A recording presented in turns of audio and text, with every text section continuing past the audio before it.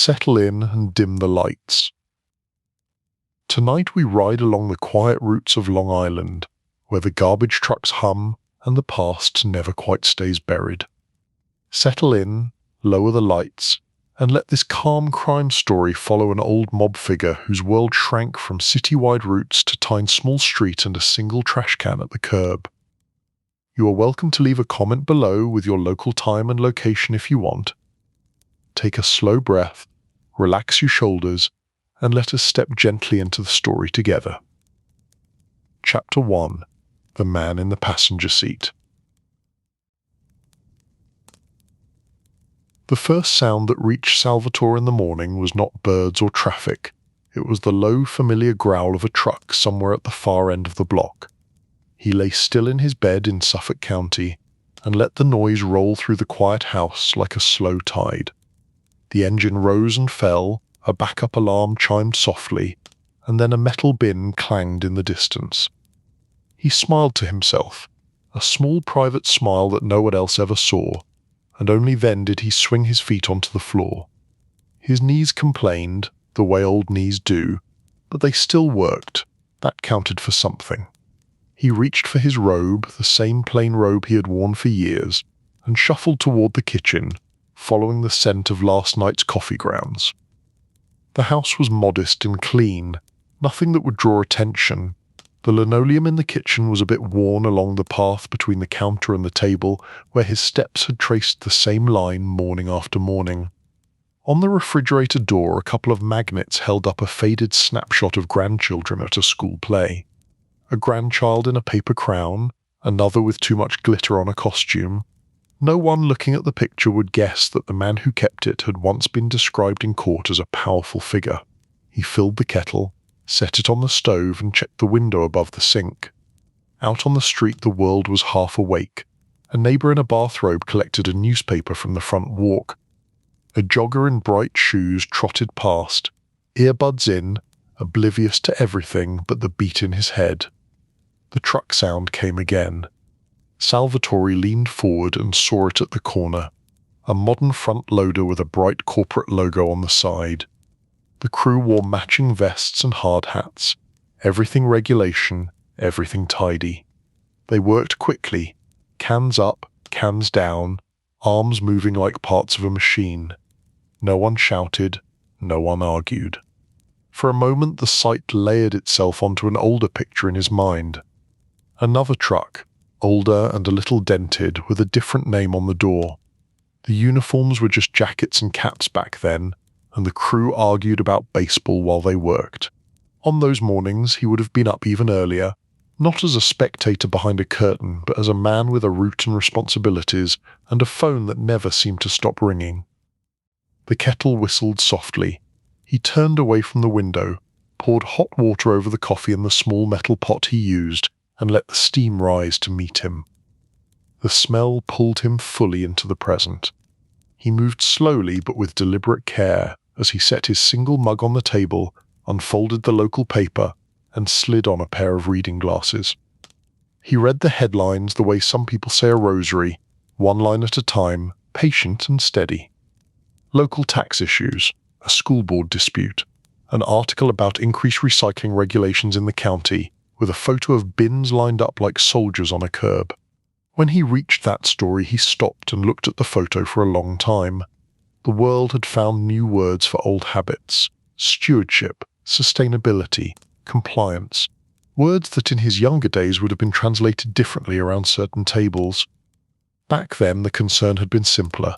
Was the truck on the right block at the right time? Was the envelope sent to the right office?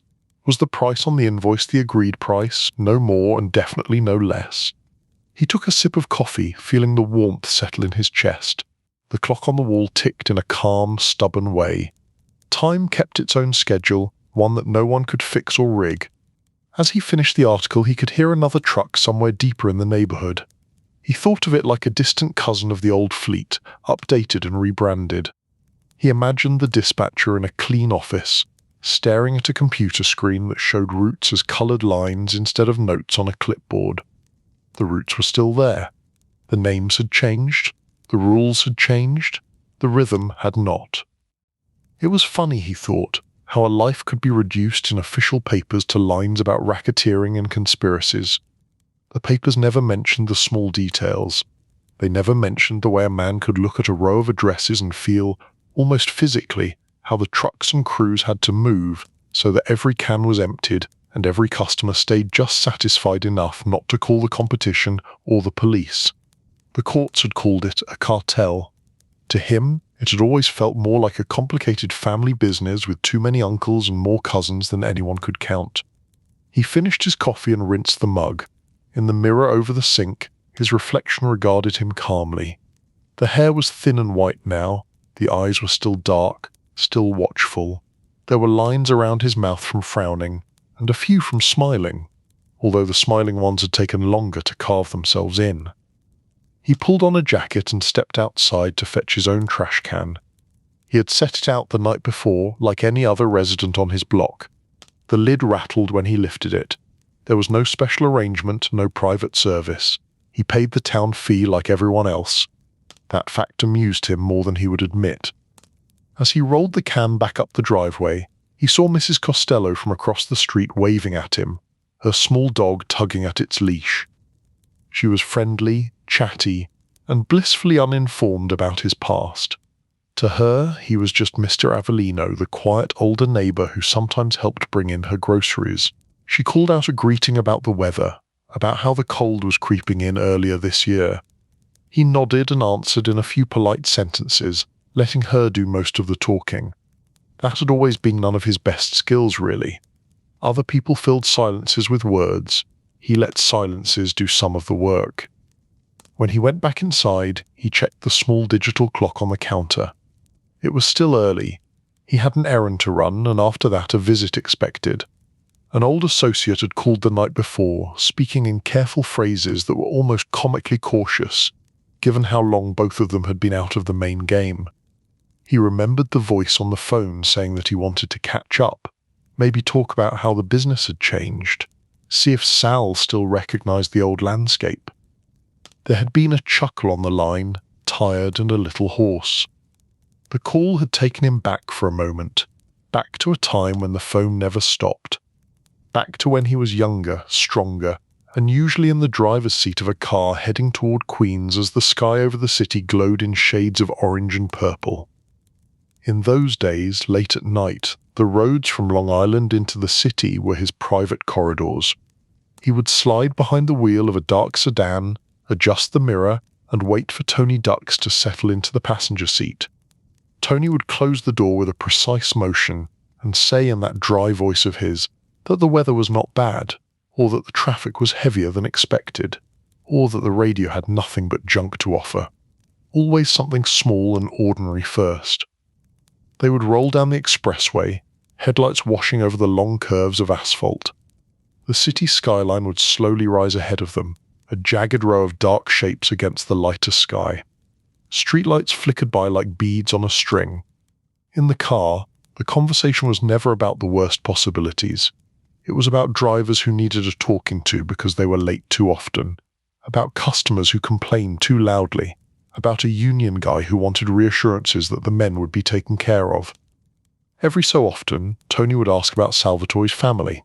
One line. "How is your wife? How are the kids?" The tone always made it sound like part of the ledger, another account to keep balanced.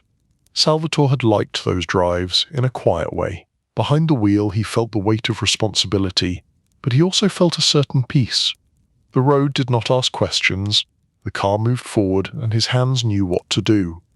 Those days were gone now, but they lived in him like old songs that could still be hummed without thinking. He shook himself gently from the memory, gathered his keys, and stepped out into the cool air. The sky was pale and high, streaked with light cloud. He got into his modest car, a practical choice with good mileage, and eased out of the driveway. The streets were familiar, though dotted now with new stores and redesigned intersections. As he drove, his mind drifted back across time, following the old route as if superimposed on the new, past the strip mall that used to be a smaller set of shops, past a side road that once led to a transfer station, now closed and covered with carefully landscaped soil in the name of environmental health. He made his errand quick. a stop at a small grocery for fresh bread and a few odds and ends. The cashier, a young woman with headphones around her neck, barely glanced at him. That was fine. Anonymity was its own luxury.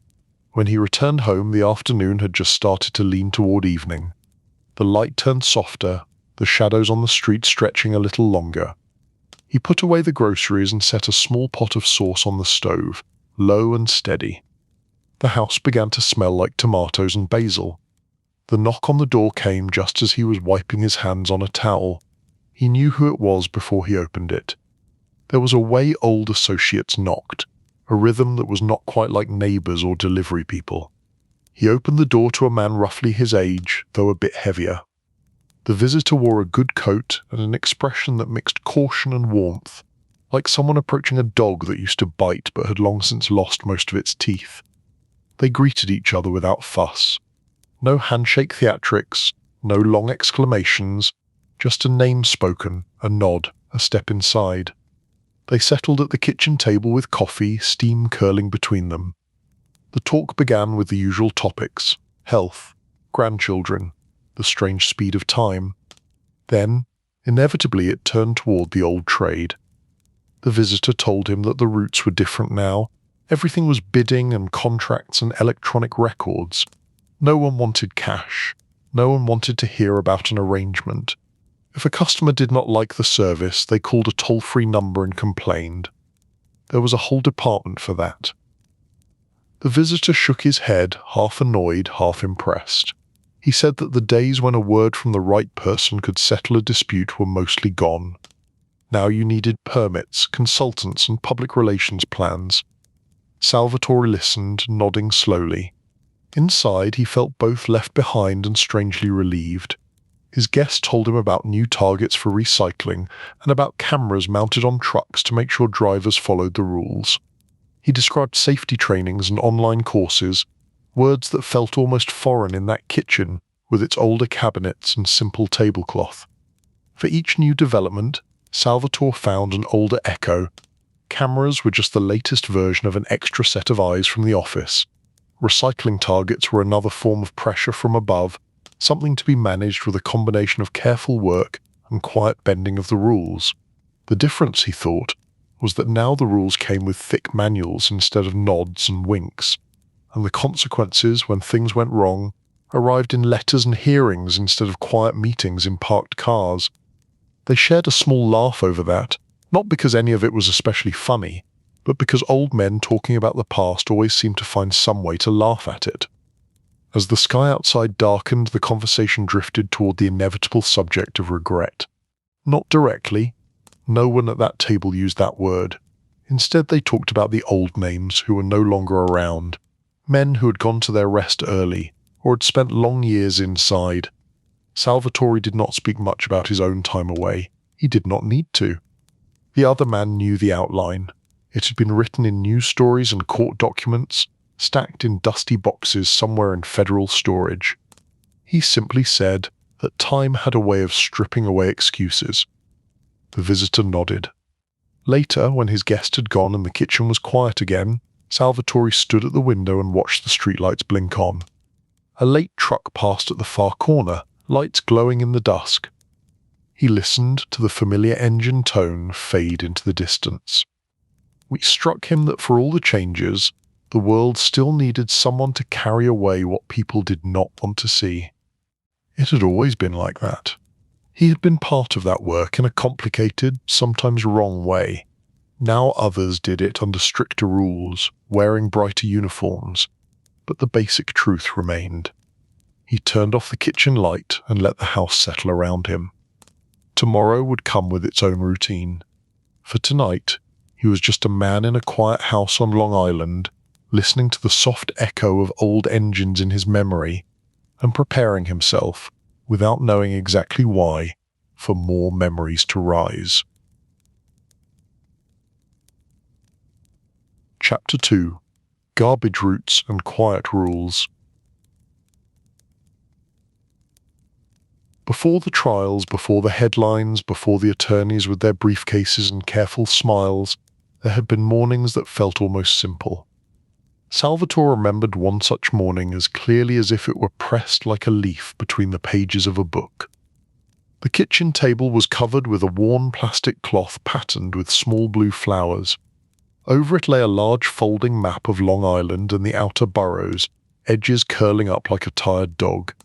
His children were still half asleep in front of the television in the next room, watching cartoons, their laughter drifting in now and then. His wife moved between stove and sink with the practiced efficiency of someone who had learned how to work around a man who kept odd hours. On the map, coloured lines traced the known world of their trade. Salvatore leaned over it with a pencil in hand and a cup of coffee in the other. He had marked the routes so often that some streets looked like veins clogged with ink. He murmured street names under his breath as he checked each line. Merrick, Jericho, Sunrise, Northern. Side streets branched off in every direction, little threads connecting bars, restaurants, warehouses, butcher shops, office buildings, and all the other small places that produced trash the way some people produced gossip. He was not thinking about crime, he was thinking about time. If Truck A started here and moved there, how long would it take before the driver was too far from the dump to make a second run before closing? If Truck B got stuck behind a school bus every morning, was it better to reroute it or to accept the delay? These were the puzzles that suited him. Crosswords, not chess, but the stubborn problem of moving heavy vehicles through crowded streets while keeping everyone reasonably content. Every now and then his wife would pass behind him, glance at the map, and ask in a gentle tone if there was any chance he would be home for dinner that night. He would answer that he would try. They both knew what that meant. The phone on the wall rang. He checked his watch out of habit, then answered. A dispatcher from one of the yards wanted to confirm a change to the list. There was a bakery that had switched ownership and was trying to bargain the price down. Another truck had a starter problem. Could they swap routes until the mechanic arrived? Salvatore wrote small notes in the margins of the map, arrows and abbreviations. To anyone else it would have looked like a mess. To him, it was a living thing, a picture of the day ahead. Later that morning he drove to the Union Hall near the city line, the home for the men of a certain local, where parking was always a negotiation and cigarettes were almost part of the wallpaper. The building was not impressive, a brick box with a flat roof and a fading sign out front. Inside, though, it had its own gravity. Drivers, helpers and shop stewards drifted through, some with coffee cups, some with rolled newspapers, some with faces that said they had already had one argument too many and the sun was barely up. The air smelled of coffee, exhaust carried in on work jackets, and the faint tang of paperwork that had been handled by too many fingers. A television in the corner played the morning news with the sound low. Salvatore moved through the crowd with easy familiarity. He knew almost every face, and they knew his. Where a passerby might have seen a loose collection of workers, he saw an informal orchestra. Each man had a part to play, a rhythm to keep. Any of them could make his day more difficult by deciding to be late, or careless, or stubborn. He greeted a group of drivers who stood around a scarred wooden table, complaining about the cold and the new safety rules that required reflective vests and more paperwork. One joked that pretty soon they would need a lawyer just to back a truck into an alley. Salvatore responded that at least the vests made them easier to see when they went for seconds at the coffee urn. The joke landed lightly. Men laughed, tension eased. Small things like that mattered more than they seemed. In a side room he met with a union representative, a man with a tired suit and sharp eyes. They discussed schedules, overtime, and the occasional stubborn worker who believed the rumours that some other company might offer better pay on the same street. There were topics that hovered in the air, unsaid but understood. Everyone in that room knew that certain routes belonged to certain people. It was not written down anywhere, not in the official contracts, not in the city records. It existed in conversations, in nods, in the way expectations were set. If a new company tried to undercut the price on a long-held route, the union might hear about problems with their drivers. Maybe a permit would suddenly take longer to process. Maybe a few trucks from other firms would just happen to appear nearby at the same time, their crews standing around, leaning against fenders, watching. No one talked about threats. They talked about stability, about keeping the peace. The word protection had many shades of meaning. Later that day, Salvatore visited one of the yards. Trucks lined up like tired animals, metal sides streaked with grime. Men moved between them with rags, tools, and thermos bottles. Engines coughed and roared to life. He watched as a dispatcher stood with a clipboard reading off assignments. Each name matched with a truck, a route, and a helper. Some drivers rolled their eyes at difficult stops. Some muttered about tight alleys and cranky store owners. But in the end, they climbed into their cabs and went to work. A younger man named Frankie approached Salvatore with a question about a particular restaurant on a busy corner. The owner, Frankie said, kept hinting about a cheaper deal from someone else. Should he ignore it, or should he mention it to the boss? Salvatore listened, then told him calmly that some places would always grumble. The important thing was to keep the service smooth and the pickups on time. If the owner pushed too hard, there were ways to remind him of the value of stability. Maybe a friendly conversation. Maybe a visit from someone whose opinion he respected. No need to raise voices. Frankie nodded, reassured. He did not ask who that someone might be. He did not need to. In those years, the system worked in an odd kind of harmony. Customers paid a little more than they might have in a wild, open market. In return, they rarely had to worry about missed pickups or surprise competitors. Drivers knew their routes were secure as long as they showed up and followed the loose rules. Of course, not everyone saw it that way. There were always a few who believed that competition and freedom would bring cheaper prices and better service. Salvatore had heard those speeches from lawyers, reporters, and, once in a while, from young idealistic businessmen with plans for independent hauling firms. He would nod politely and think to himself that these people had never been on the phone at 5 a.m. trying to find a substitute driver because someone was sick, while at the same time negotiating with a restaurant manager about holiday pickups. Stability had a price, he believed. He also understood, if he was honest with himself, that the way they enforced that stability was not exactly saintly. He did not dwell on that part. Not then. On some evenings, after long days of keeping trucks and people in motion, he would find himself back at the kitchen table with the map. His wife would clear away the dinner plates, and he would spread out papers showing lists of accounts, routes, and payments. He moved small coins over the map to represent trucks. 1 coin for each vehicle, sliding it along the printed streets.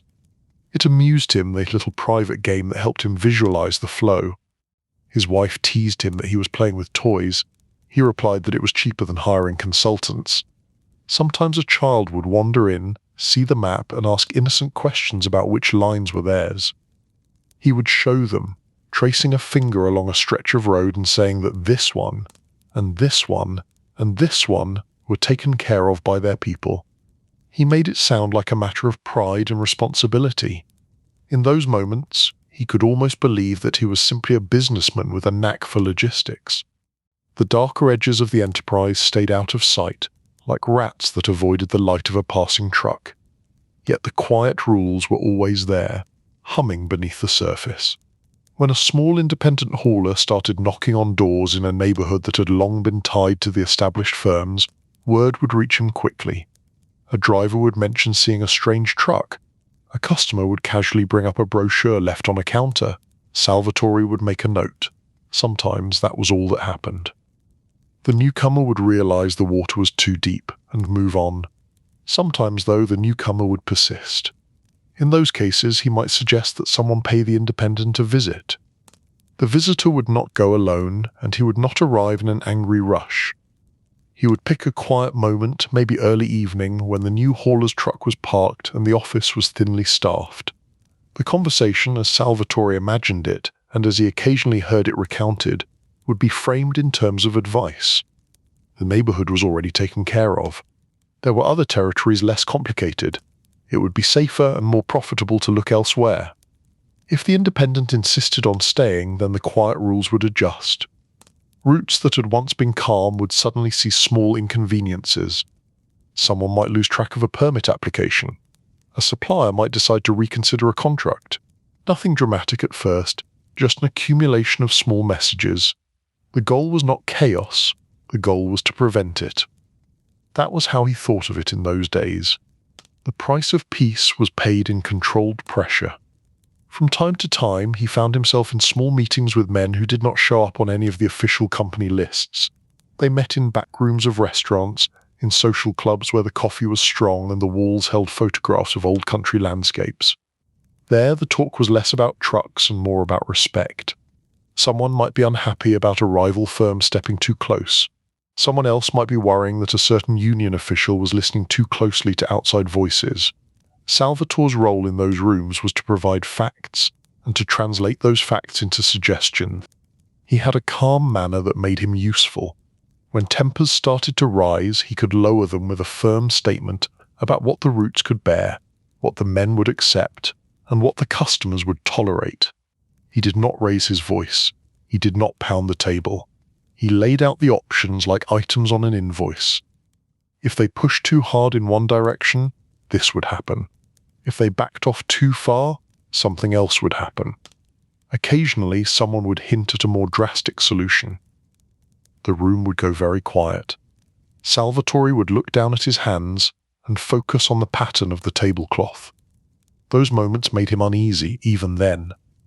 Most of the time, cooler heads prevailed. The group would settle on some arrangement that preserved the balance. A price adjustment here, a small concession there, a new understand with a union contact. When he left those meetings, stepping out into the night air, he would always pause for a second to let his eyes adjust. The city looked different after such discussions. Streetlights cast halos on wet pavement. Trucks rumbled in the distance.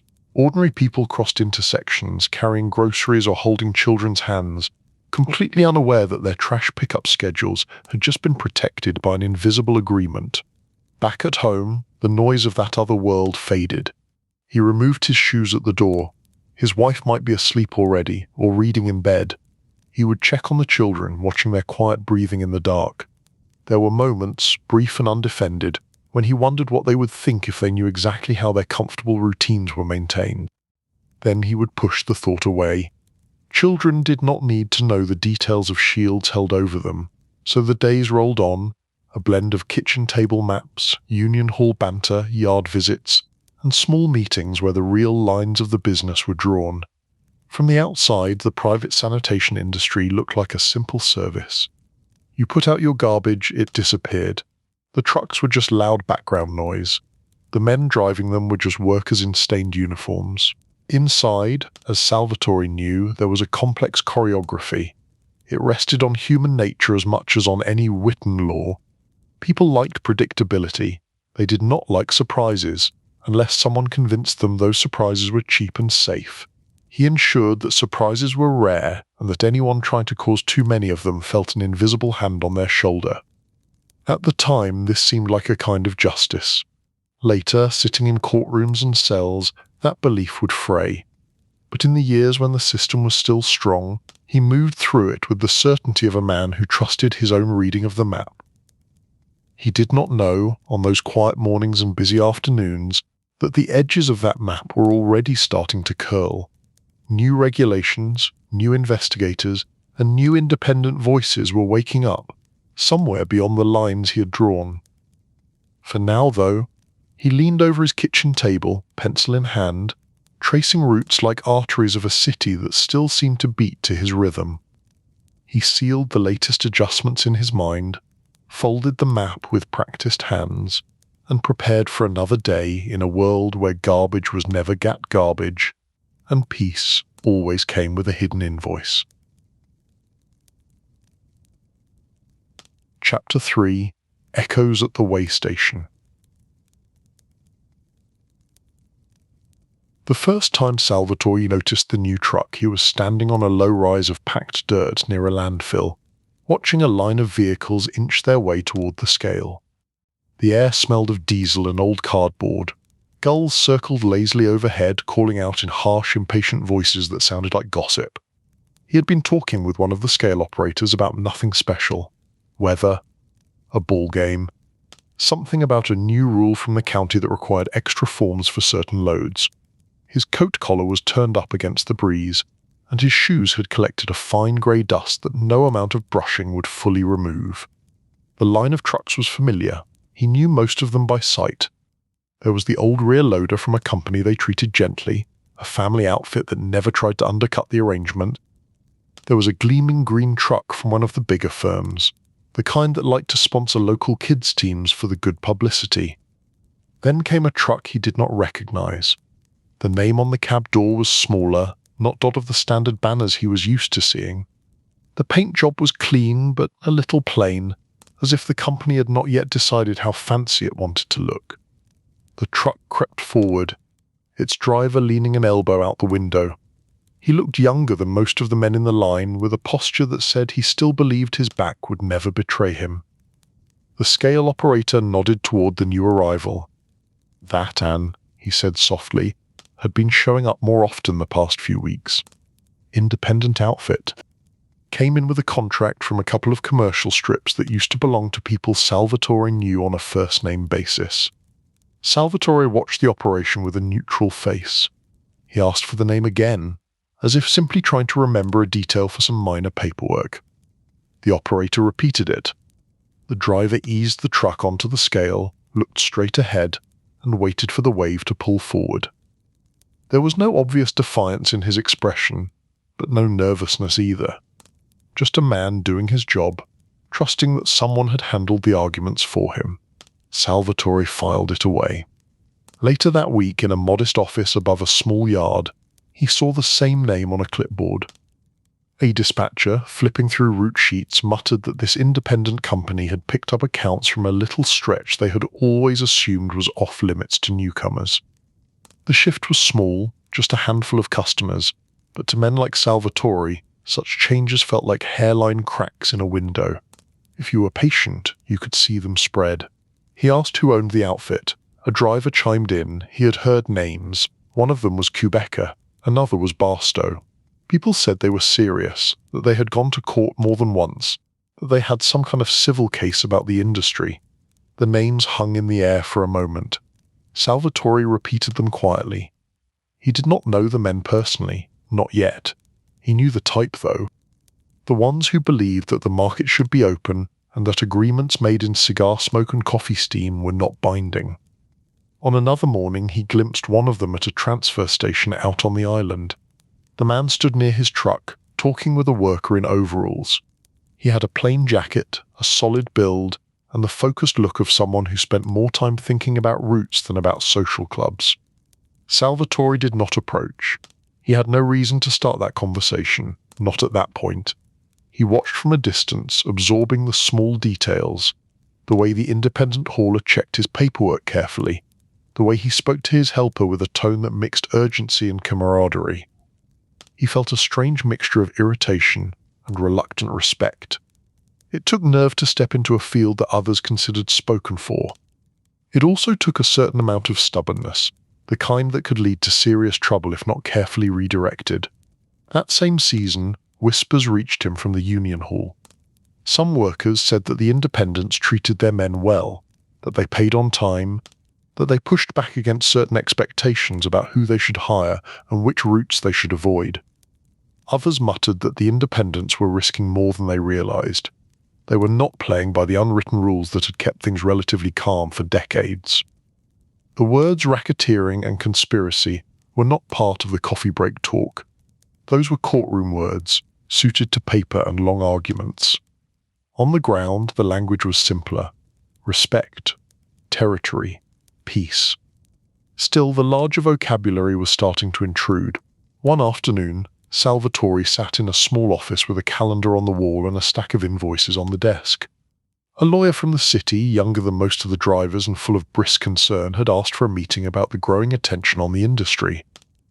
The lawyer spoke in careful clinical terms about federal interest, possible investigations, and the phrases that were being quietly rehearsed in government conference rooms. Antitrust, organized crime, private sanitation cartel. To Salvatore, the words felt like someone trying to explain a neighborhood argument using a foreign language. He understood all the terms. He did not entirely accept the way they were strung together. The lawyer mentioned that there were people, including some independent haulers, who were willing to testify in civil suits about how the system worked. Names appeared in the conversation.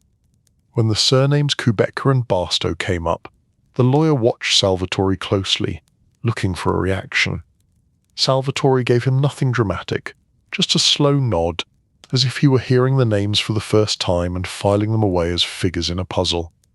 In truth, he now recognized those names as pieces of a story that was growing more complicated than his old map could easily capture. The weeks that followed brought more small signs. A plain car parked near a yard longer than usual, 2 men inside pretending to read newspapers, a driver complaining that someone had followed his truck more than once on a route through an industrial area. At the way stations and landfills, inspectors seemed more alert, more interested in paperwork. They asked extra questions about ownership and routes.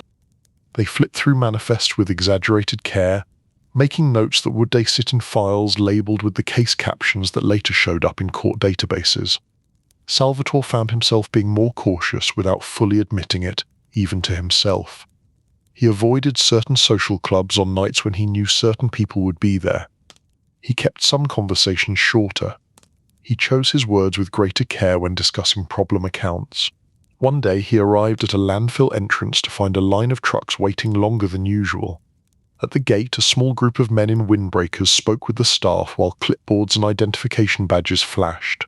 The word was that some federal people were touring the facilities, asking about who dumped where, when, and how often. He stood by his car, hands in his pockets, and watched the scene.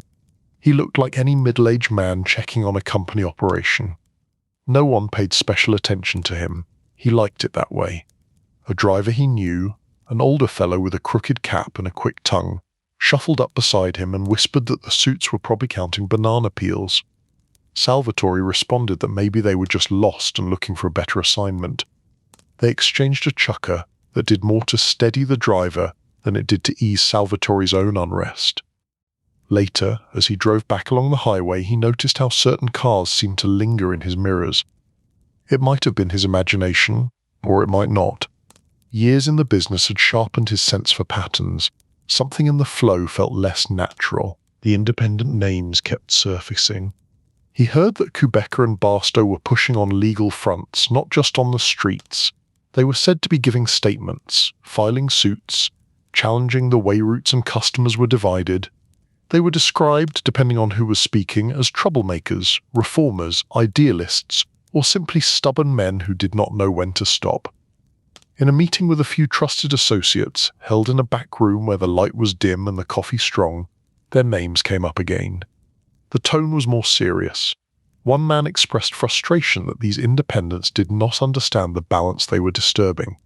He spoke about years of quiet order, about how everyone had eaten from the same table without overturning it. Now, he said, outsiders were shaking the legs, and the whole thing might collapse. Another suggested that maybe the table needed reinforcing in different ways, that times changed and they had to adjust. Salvatore listened, saying little. When they finally addressed him directly, asking what he thought about the independence and the legal challenges, he answered with a steady voice. He said that ignoring them entirely was not an option, nor was letting panic drive the response. The more attention they attracted by reacting rashly, the more interesting they would look to federal eyes. He proposed the usual measured steps: understand their routes, know their customers, learn how they operated. Information first, everything else later. He did not say what he feared, that these men might not back down just because pressure was applied, that they might wake up every day with the same stubborn purpose, despite visits and conversations and subtle inconveniences. At the union hall, the talk about the independents became a regular background noise. Some workers wondered if they should jump ship. Others pledged loyalty to their long-standing employers. The leadership tried to keep everyone focused on wages, benefits, and safety rules. Salvatore moved among them, listening, offering small reassurances without making promises he could not keep. He told the younger men that the industry had faced pressures before and survived. He told the older men that nothing lasted forever, but that did not mean every change had to end in disaster. Deep down, though, he knew things had shifted. One evening he drove out near a way station just as the sun was starting to sink, casting long shadows over the concrete and steel. The line of trucks was shorter than during the day. He parked in a spot where he could see the approach road and the scale house. A familiar independent truck rolled up. He recognized it now by sound and silhouette. The driver stepped out to speak with an attendant. From where Salvatore sat, the scene had a quiet, almost theatrical quality. The two men were framed by the fading light and the rough geometry of the facility. A distant bird called, a horn sounded somewhere beyond a hill. He watched, not as a strategist, but as a man aware that history sometimes turns on moments that no one recognizes at the time. An independent hauler handing over paperwork, a worker ticking a box. Somewhere else, a clerk filing a complaint, a regulator reading a report, an agent circling a few names on a memo. Echoes, he thought, starting at a way station and travelling farther than anyone in that twilight could see. He did not stay long. He drove away before anyone looked in his direction. As he merged back onto the highway, he considered how small adjustments in a system could ripple outward until the whole arrangement shook. At home that night, his wife asked why he seemed distracted. He replied that the routes were getting more complicated, that there were new players in the game. She said that there were always new players in every field, and that perhaps it was just progress.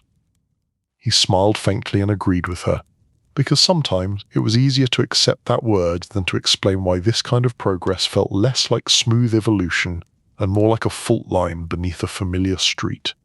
In bed, listening to the distant hum of trucks on the expressway, he tried to imagine a future in which the industry was fully open, prices driven down, routes contested freely. He saw chaos, missed pickups, angry customers. But he also saw something else, something he could not quite name, a world in which men like him were no longer needed to hold the map in their heads. The thought unsettled him more than the idea of investigations. It was one thing to be judged, it was another to be made obsolete. As he drifted towards sleep, the trucks in his memory lined up at the scale house like figures in a quiet procession, waiting to be weighed not only for their loads but for all the unseen history they carried. Chapter 4. The Strain of Silence. The phone calls from Brooklyn came more often as the 80s wore on. They arrived at awkward times as if trouble had its own sense of timing. Early mornings when the house was still sleepy. Late evenings when the dishes were done and the television glow framed his family in a warm square of distraction. The voice on the other end was not always the same, but the tone was familiar. Calm, measured, with a certain weight behind the simple words. Senior figures in the family rarely raised their voices. They did not have to. Sometimes it was a trusted intermediary relaying concerns from Anthony Corallo or from other senior men who had a stake in the waste business. Sometimes it was someone closer to the top, speaking with the smooth assurance of a person used to being obeyed. They wanted updates. What was happening with the independents? How many accounts had drifted?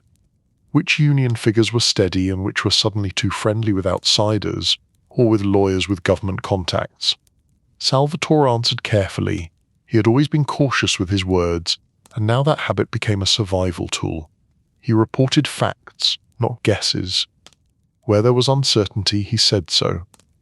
That honesty made him more valuable, but it also pulled him deeper into the center of the storm. Mornings after such calls, he would stand at the front window of his Suffolk house and watch his children heading off to school, backpacks bouncing, voices lively. From that perspective, the words conspiracy and racketeering sounded like names of far-off storms on someone else's weather report. Yet he knew they were gathering over his own horizon.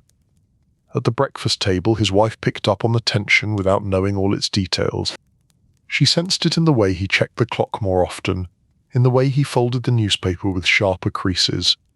She asked, gently, if business was getting rough. He responded in generalities: competition, regulations, the usual headaches. She accepted the answer because there was little else she could do. They both understood the boundaries.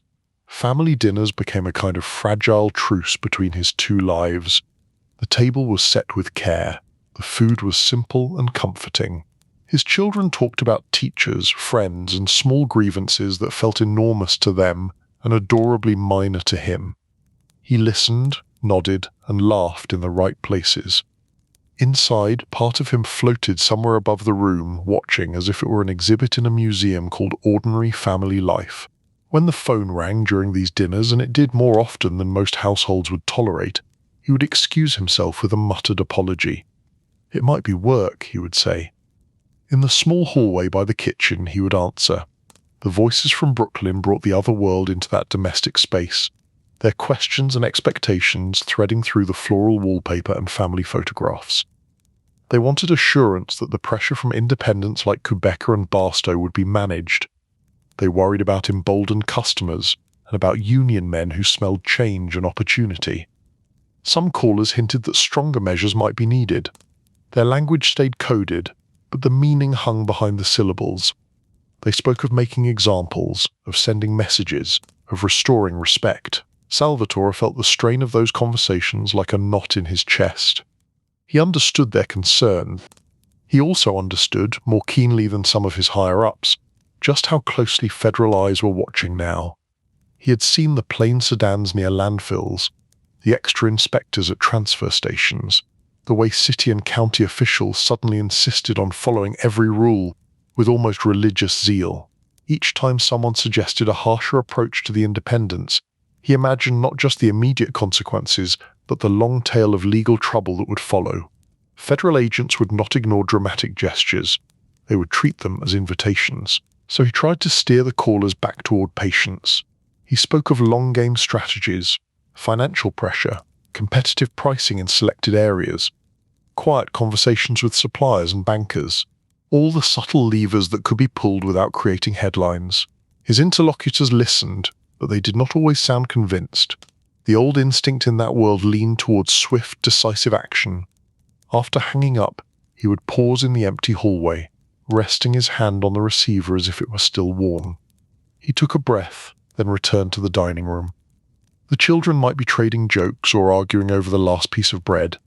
His wife would follow him with her eyes, measuring his expression. Sometimes, when conversation lulled, the television in the living room would spill out a crime story from the evening news. A narrator would speak in grave tones about investigations into organized crime, about prosecutors vowing to clean up certain industries. If the segment touched on the private carting business, he would feel his stomach tighten. His children rarely paid attention. To them, the news was just background noise. His wife, however, watched his reaction. Once, an anchor mentioned his name among a list of figures allegedly linked to a racketeering case. The pronunciation was slightly off, but close enough.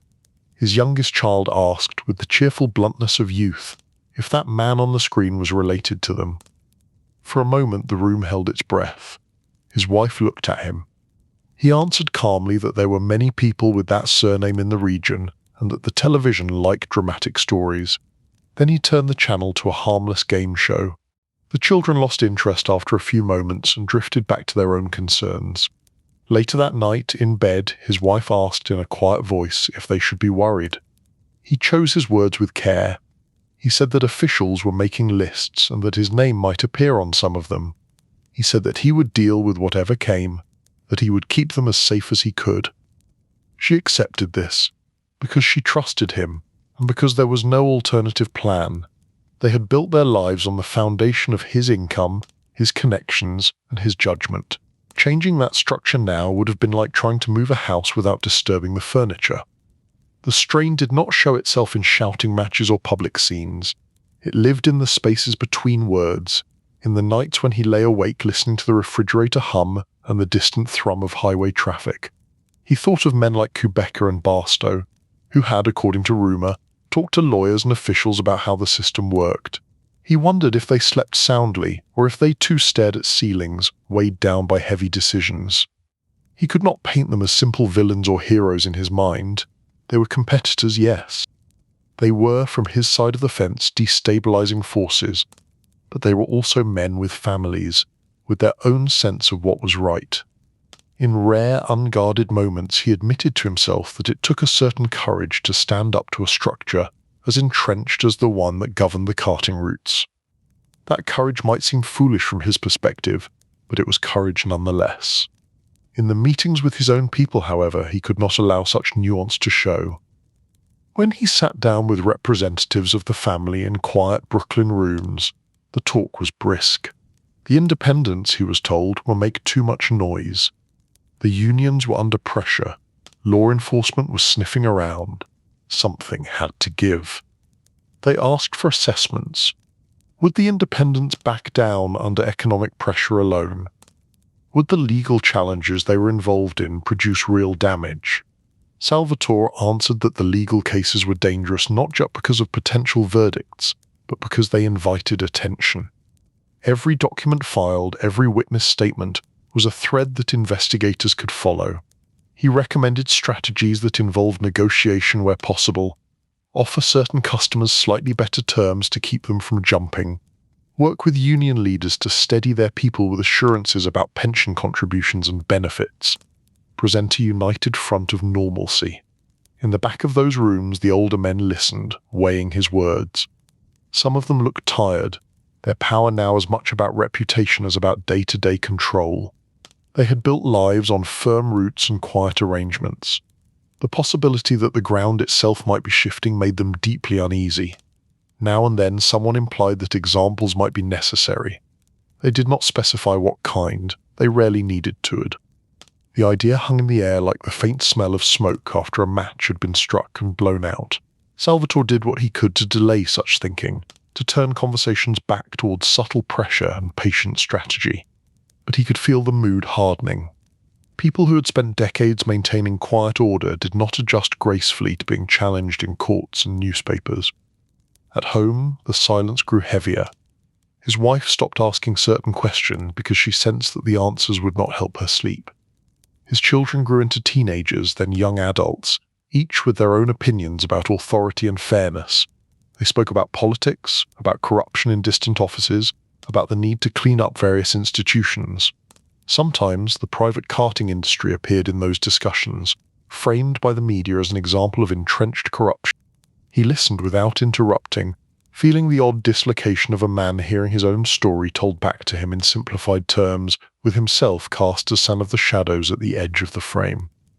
He wanted, at times, to explain that the world was not as cleanly divided into good and bad as the headlines suggested, that the routes he managed had provided steady work and predictable service to countless people, even if the methods of maintaining them were flawed.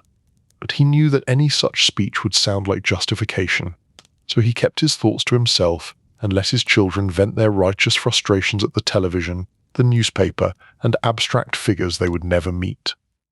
In the quiet of his own mind, the strain grew into a constant background hum. He felt pulled between competing loyalties. To the men above him, who expected him to maintain order in a profitable corner of the world, to the workers and customers, who depended on stability, to his own family, who deserved a life as free as possible from scandal and danger.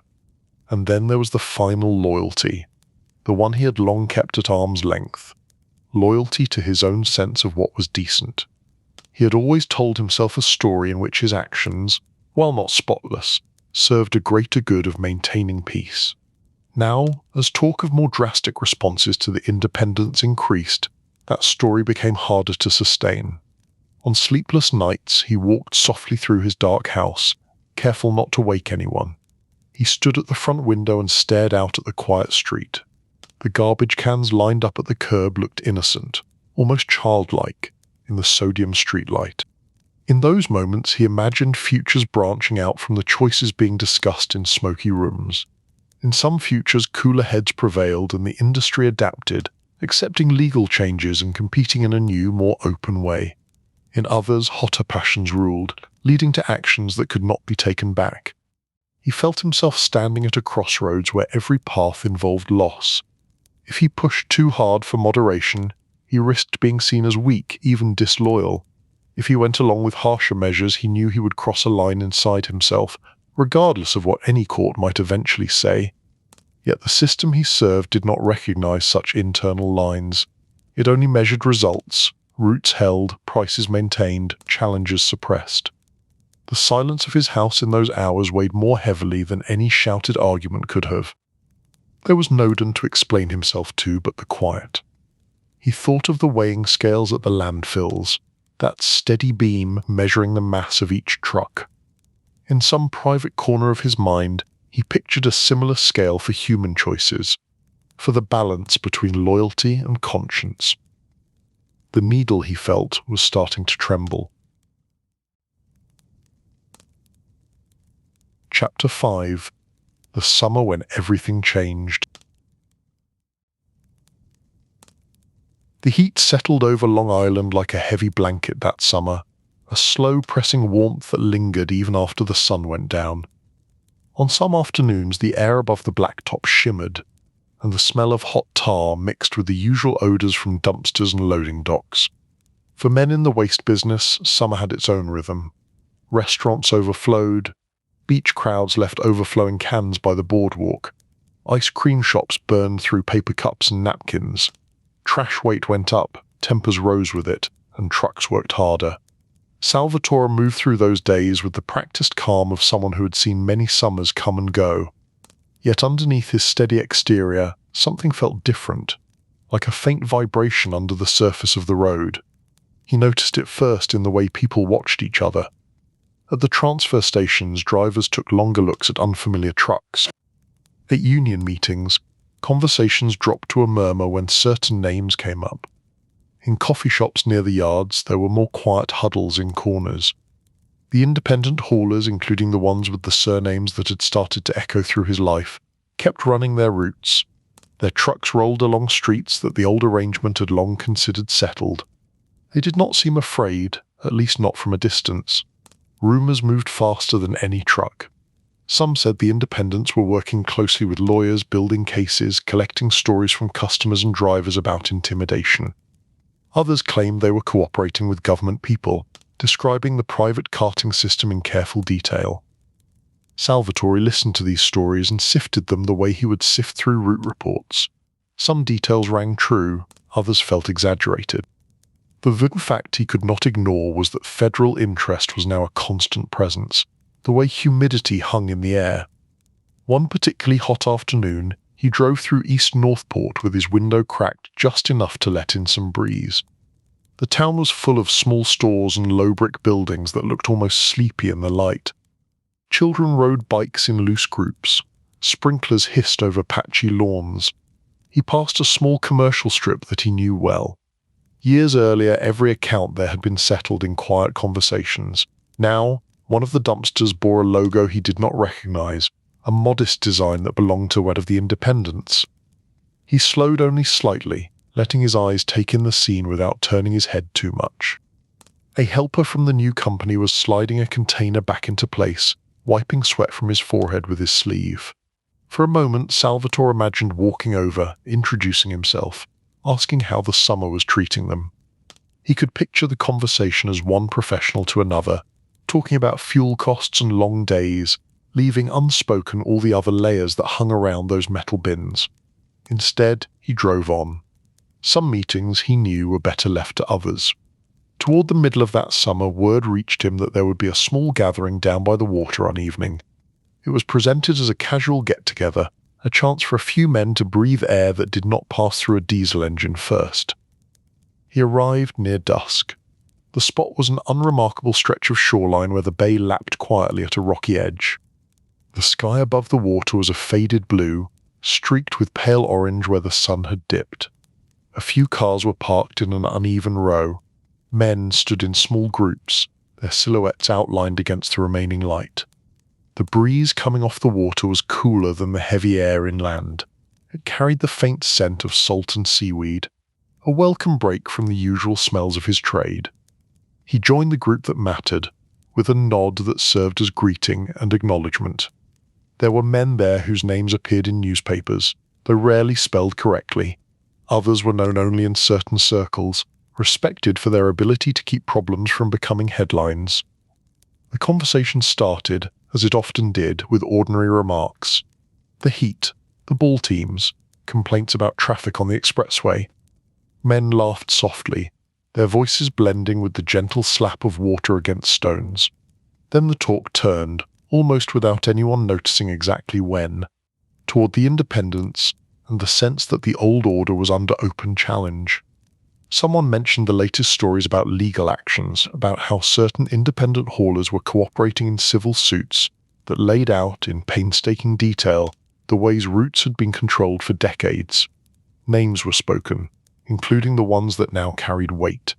The men in their trucks, the lawyers in their suits, the agents in their windbreakers. One older figure asked the question that had been hovering: how far were they prepared to let these independent voices go? Was there a line beyond which patience turned into something else? The answers were not given directly, they rarely were. Instead, suggestions floated. There was talk of strengthening pressure, making life more difficult in practical ways, reminding certain people that peace had conditions. Salvatore listened, feeling the familiar push and pull inside himself. On the hand, he understood the logic of reasserting control. The system had survived this long because challenges were met firmly before they spread. Letting too many independents carve off pieces of the map would eventually make the whole picture unrecognizable. On the other hand, he could not ignore the new reality. Every strong gesture now carried greater risk. Federal investigators were paying close attention to the private sanitation world. Any act that looked like retaliation could light up their radar like a flare. He spoke up when the motion in the conversation seemed to lean too far toward hard talk. His voice remained calm and even. He reminded the others that headlines were no longer just ink. They led to wiretaps, surveillance, undercover operations. He pointed out that the independents already seemed ready to stand in court and talk. If they suddenly faced more dramatic trouble, every prosecutor in the region would want to know why. There was a pause after he spoke.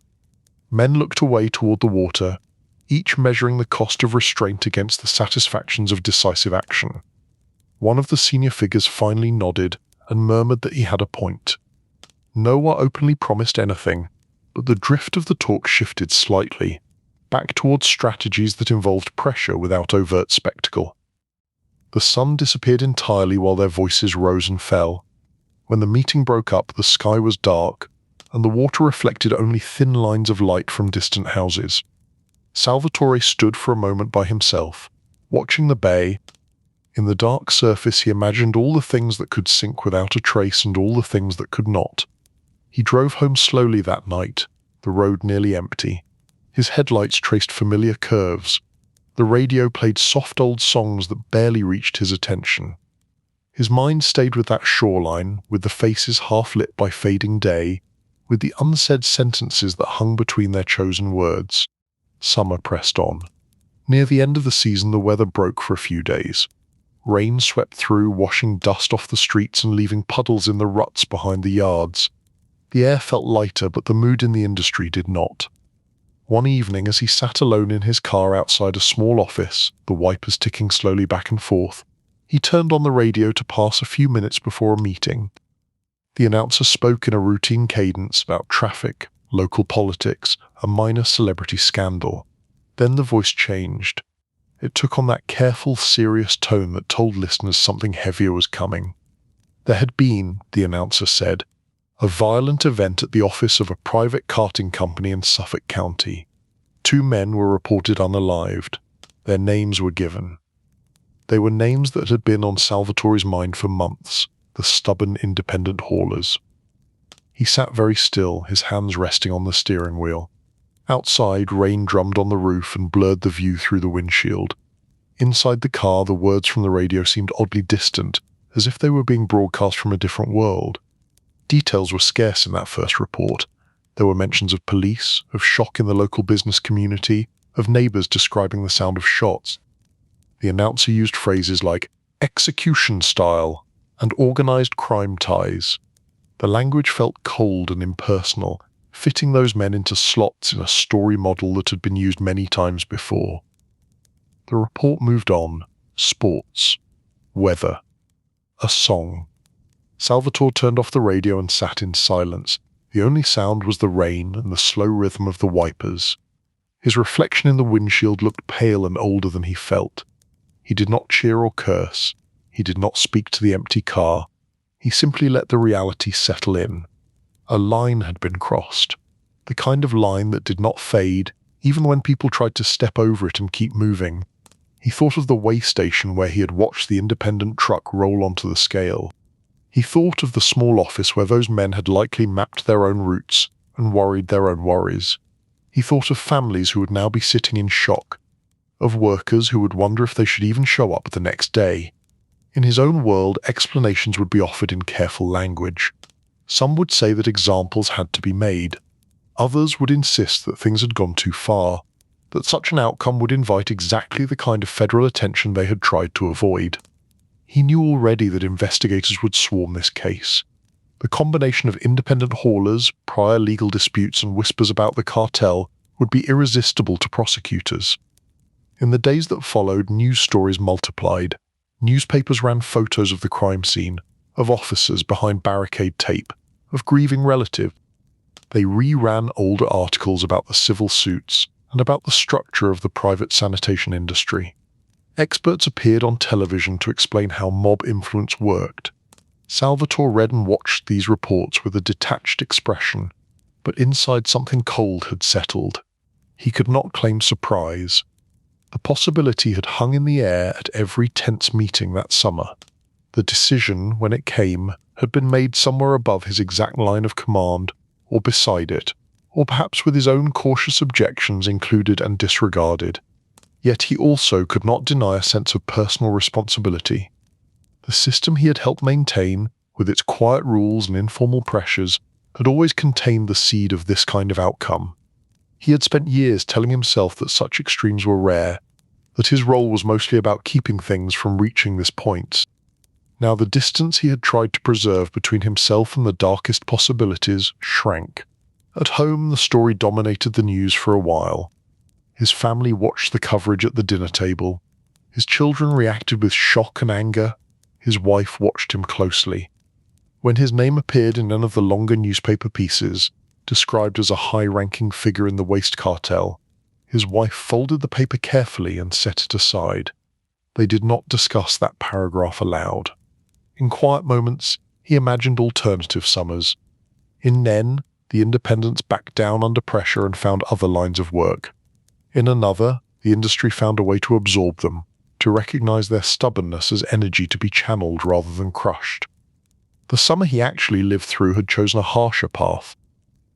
The consequences of that choice would unfold across courtrooms and cells for years. For the moment, all he could do was move through each day with his usual deliberate calm, even as he felt the ground under his feet shifting. The trucks still rolled, routes were still run, trash was still collected and buried, but the air had changed. The engines now roared against a different kind of silence, the kind that comes after something sharp has broken the surface of the water. Chapter 6. Indictments in the Morning Mail. The envelope that marked the start of the next phase of his life did not look dramatic. It arrived in the usual way, slipped through the slot with the ordinary mail and landing on the hallway rug among store flyers and utility bills. His wife picked up the stack and sorted it at the kitchen counter. She paused when she reached the heavy one, turning it in her hands, reading the return address. Her eyes tightened just enough to show that she understood this was not news from a cousin or an insurance company. She placed it on the table and called his name. There was a small hesitation in her voice, as if she were trying not to give the object more power than it already had. He came in from the yard, wiped his hands on a towel, and saw the envelope. The print on it came from a different world, United States, District Court, Eastern. The words sat there, very calm and official, like a judgment already reached. For a second he thought of leaving it sealed, as if the paper could delay whatever waited inside. Then the practical part of him took over. Problems did not shrink when ignored, they grew teeth. He slid a finger under the flap and opened it with a steady motion. Inside was a stack of pages dense with text. His name appeared in the first paragraph, linked with a string of charges that seemed to stretch on: racketeering, conspiracy, extortion, mail fraud.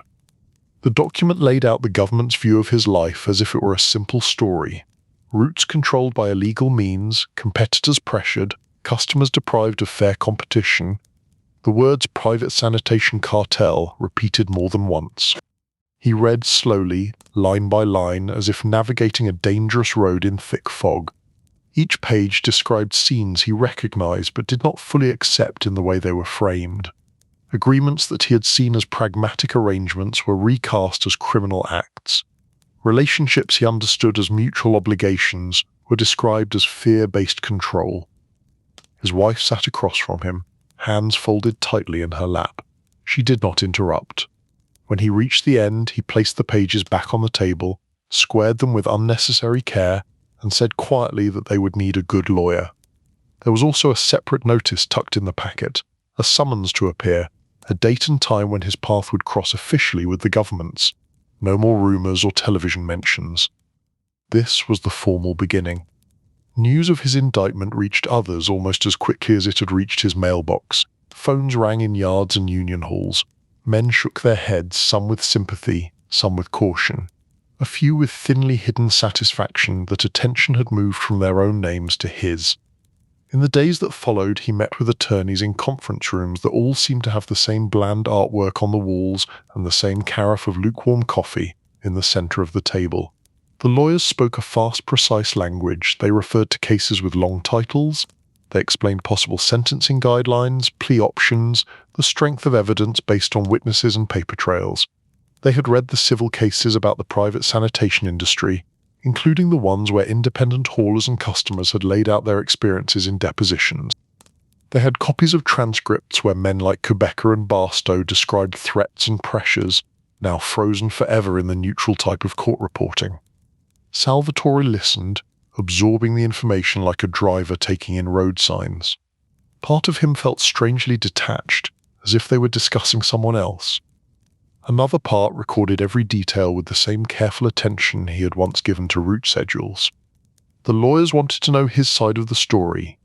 He understood that this did not mean a confession of sins. It meant facts that could be used to challenge the government's version, or at least to soften it.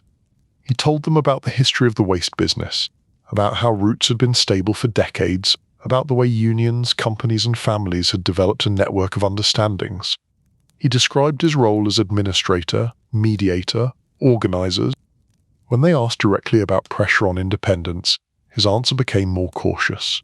He acknowledged that there had been confrontations, that certain people had been encouraged not to disrupt established arrangements. He avoided painting any picture that involved explicit threats. One attorney pointed out that the government did not need direct recordings of threats to convince a jury. Patterns of behaviour, economic pressure, and witness testimony could be enough. They discussed the names of co-defendants. Some he knew well, others were distant figures whose roles had never intersected much with his daily work. The indictment linked them all in a chain of alleged conspiracies. Outside the conference rooms, life went on. He still took out the trash in the morning, he still greeted neighbours. But now, every trip to the mailbox carried a small jolt of anticipation. Every unknown car on the street looked, just for a moment, like government surveillance. On the day he was first required to appear in court, he dressed with care.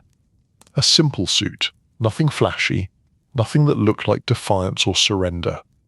His wife rode with him to the city in the passenger seat, a reversal of the many drives he had taken in years past with other men beside him. Traffic into Brooklyn was as stubborn as ever. Buses lumbered, cabs darted, pedestrians crossed against lights with the casual bravery of long-time city dwellers. He drove in silence, hand on the wheel, the other resting lightly on his leg. As they approached the courthouse, he noticed the building's solid lines, its steps worn by countless feet. He had lived most of his life with this structure existing somewhere in the background, a place other people entered on official business. Now it was part of his route. Reporters clustered near the entrance, microphones and cameras ready. Officers guided the flow of people through metal detectors.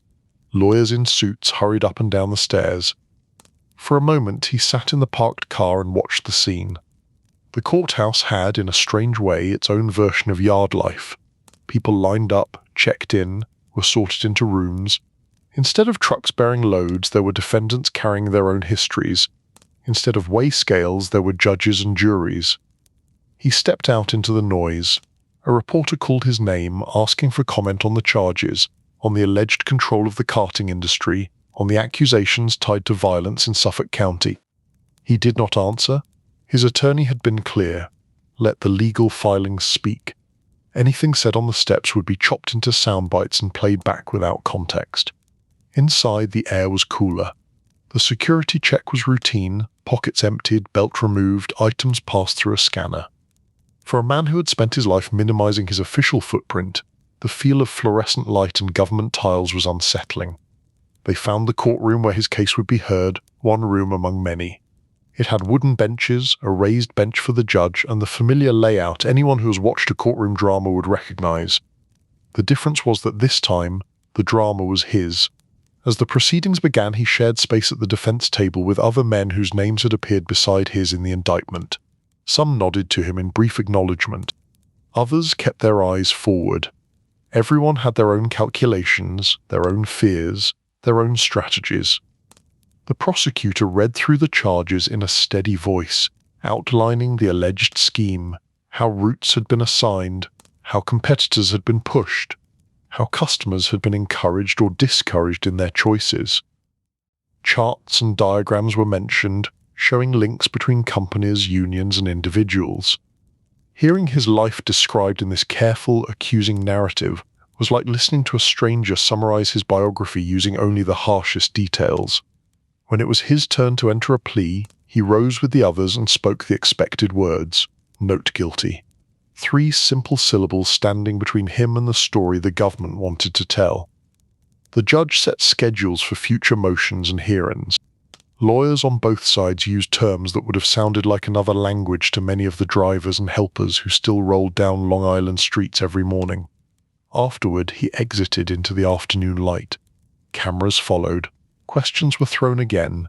He kept his gaze level and his mouth closed. His attorney fielded what needed answering. On the drive home, his wife sat quietly. The city receded in the rearview mirror, bridges and signs slid past. He felt tired in a way that had nothing to do with age or heat. Back in Suffolk County, the rhythms of the waste business continued in the background. Trucks still lined up at waste stations, Union Hall still served coffee. But now the industry moved under the shadow of ongoing cases.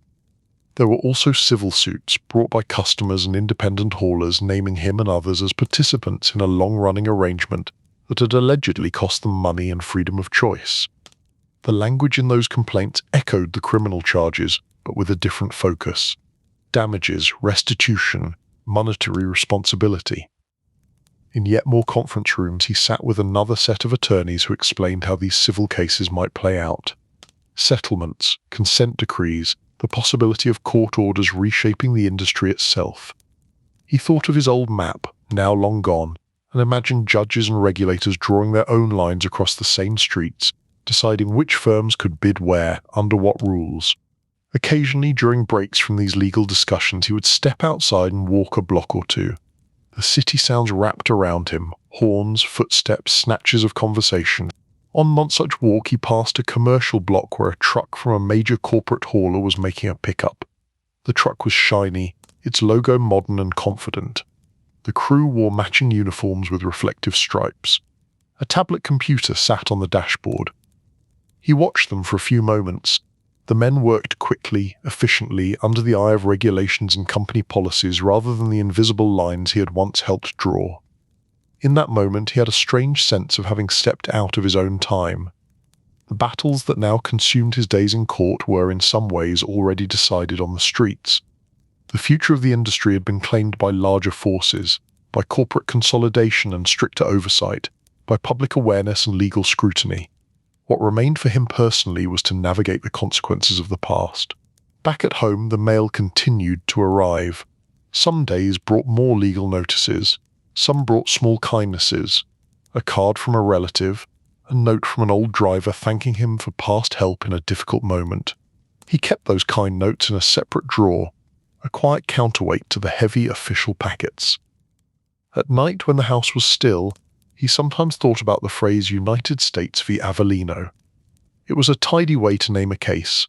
The largest entity he could imagine on one side, himself, one man on the other. He understood, logically, that the reality was more complex.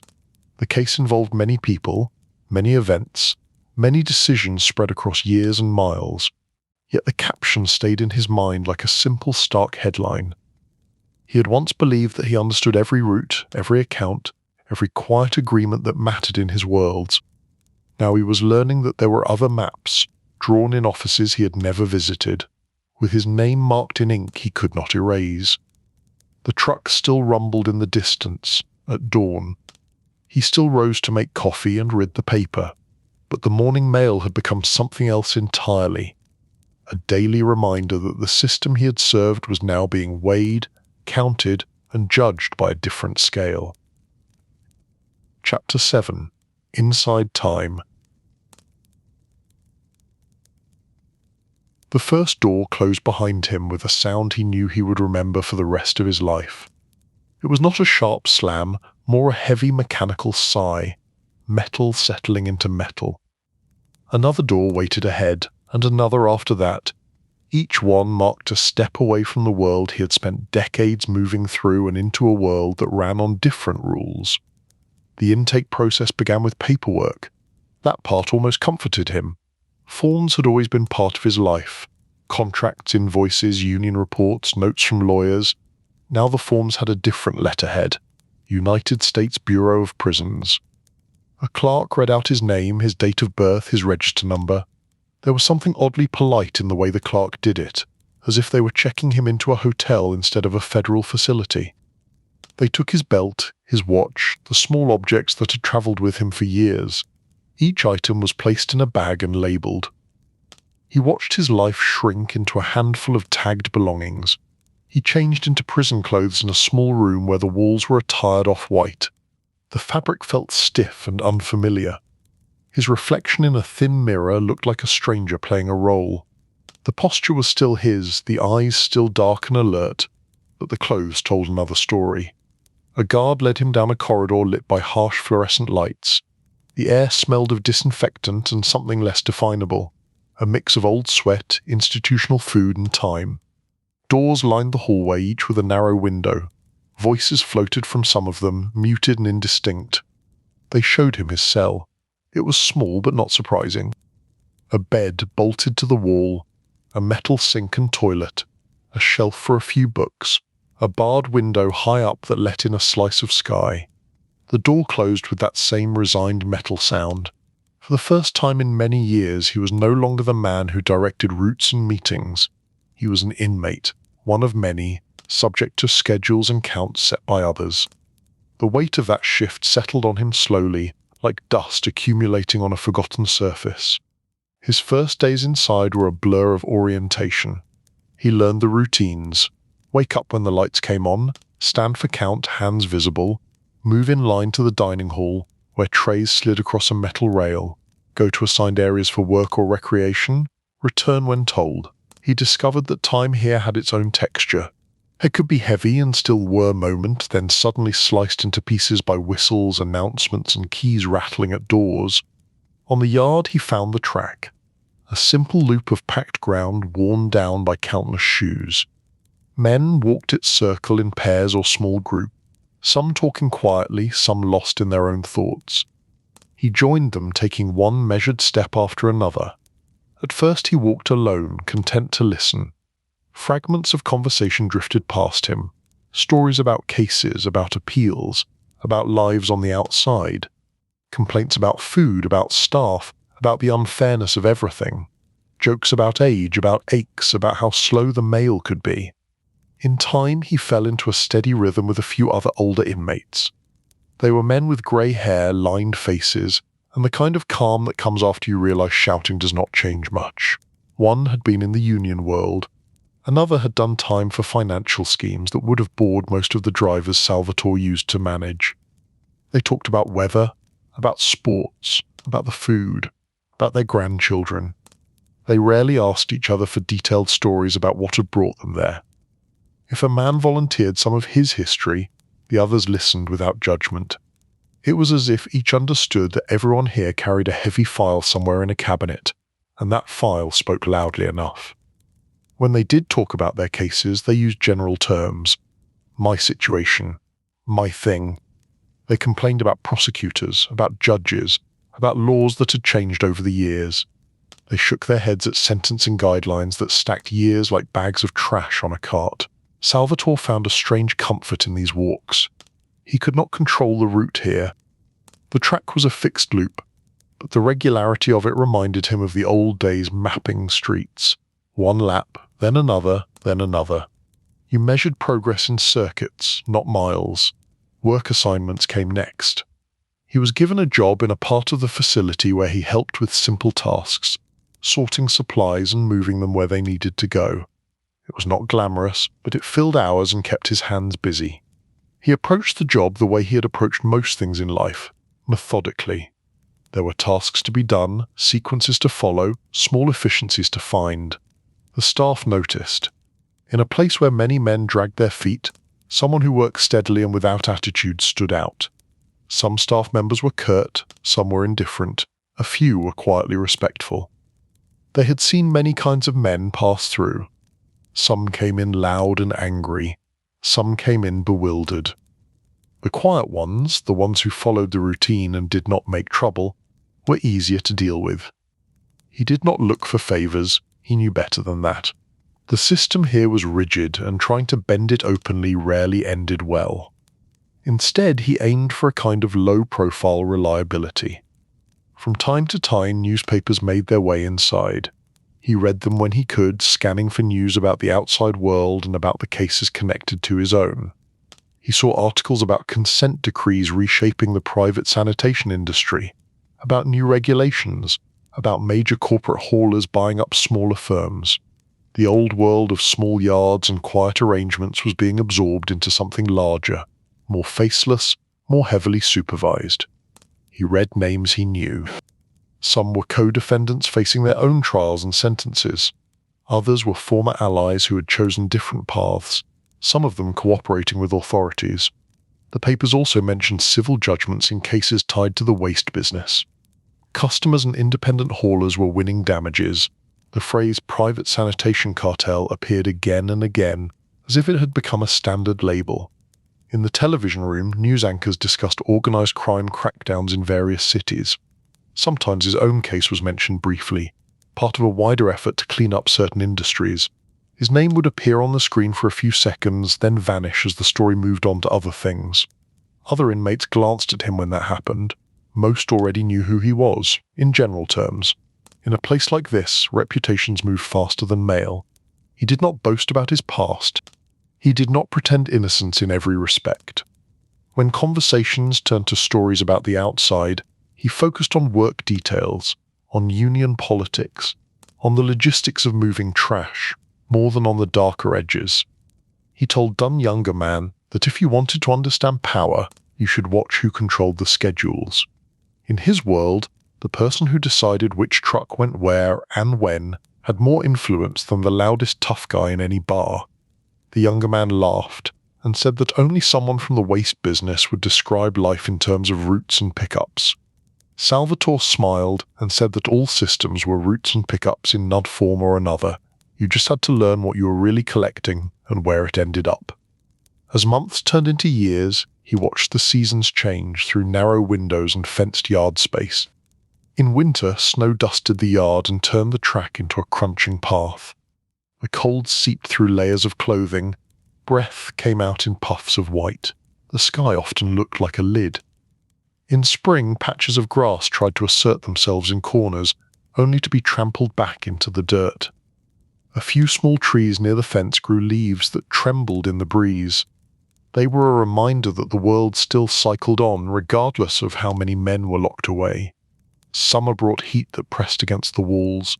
The air inside became thick. Tempers sometimes flared more easily then, though among the older men patience usually held. They had learned that outbursts cost more than they gained. Autumn painted the few visible trees in dull reds and browns. Leaves blew into corners of the yard, collected bait until someone swept them up. Time did not move quickly, but it did move. He marked it not only by calendar dates but by small internal milestones. A letter from a grandchild learning to read. News of a marriage in the extended family. A driver he once knew, now retired, sending a note about his own health troubles. He responded to letters with neat handwriting, choosing words carefully. He did not dwell on prison details. Instead, he asked about school, about jobs, about ordinary things. He wanted his family to see him as present, even if the bars between them said otherwise. Visits from his wife were both comfort and burden. She travelled to see him when she could, enduring security checks and long waits in bland rooms. They sat across from each other at small tables under fluorescent lights, surrounded by other families doing the same. They talked about practical matters at first: bills, house repairs, health. Then they ventured into the harder subjects: his case, appeals that might or might not succeed, the lives of their children and grandchildren. She was stronger than he had ever fully appreciated when he was free. The strain of his legal troubles and imprisonment had etched new lines in her face, but there was a steadiness in her gaze that held him together. He apologized more than once, in ways that did not always use that exact word. He said that he was sorry for what his choices had brought on their family. She replied that they had built the life they knew together, and that they would live with the consequences together. After visits, when she left through the doors and he returned to his unit, he felt both heavier and lighter. He carried her concern and her loyalty with him, but he also carried the sharp reminder of what he was missing. Inside, he met men serving sentences much longer than his, some for acts more violent, some for schemes that had moved sums of money he could barely comprehend. He observed how they organized their days, how they carved out routines that gave them structure. One man ran laps around the yard every day, counting them under his breath.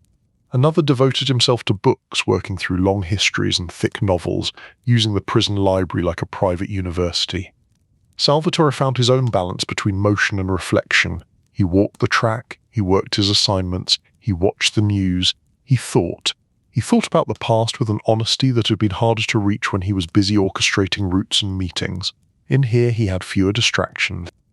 The justifications he had used for years began to sound thinner when repeated silently in a small cell. He could no longer tell himself that everything he had done was necessary. He could still see how the system had provided stability in some ways, but he could also see more clearly the cost to those who had dared to challenge it. Men like the independent haulers whose names had haunted his last free summers ceased to be vague rivals and became more solid in his mind. He thought of them not as competitors but as fathers, husbands, workers. Their absence from the world left a different kind of gap than an empty route on a map. He did not arrive at simple conclusions. He knew that pointing back in time and changing decisions was impossible.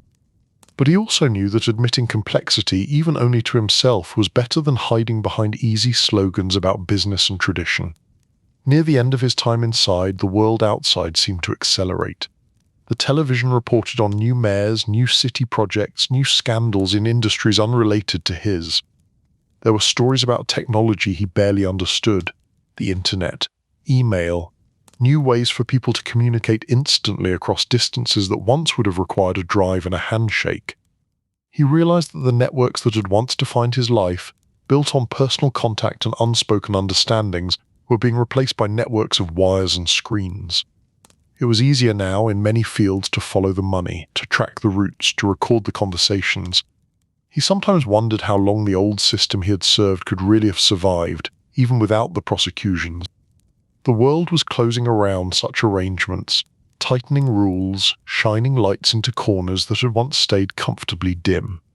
On the day he finally walked out, his belongings were returned to him piece by piece: his watch, his belt. Items that had seemed unimportant when taken now felt like small fragments of self being restored. The outside air smelled different. It was the same mix of exhaust and distant greenery he had known before, but after years inside, every scent was sharper. He stepped through the last door with the tentative gait of a man learning how to measure distance again. His time was not entirely his own. Supervision and restrictions waited, but he was on the outside of the walls, and that alone felt enormous. He glanced back once at the structure that had contained him.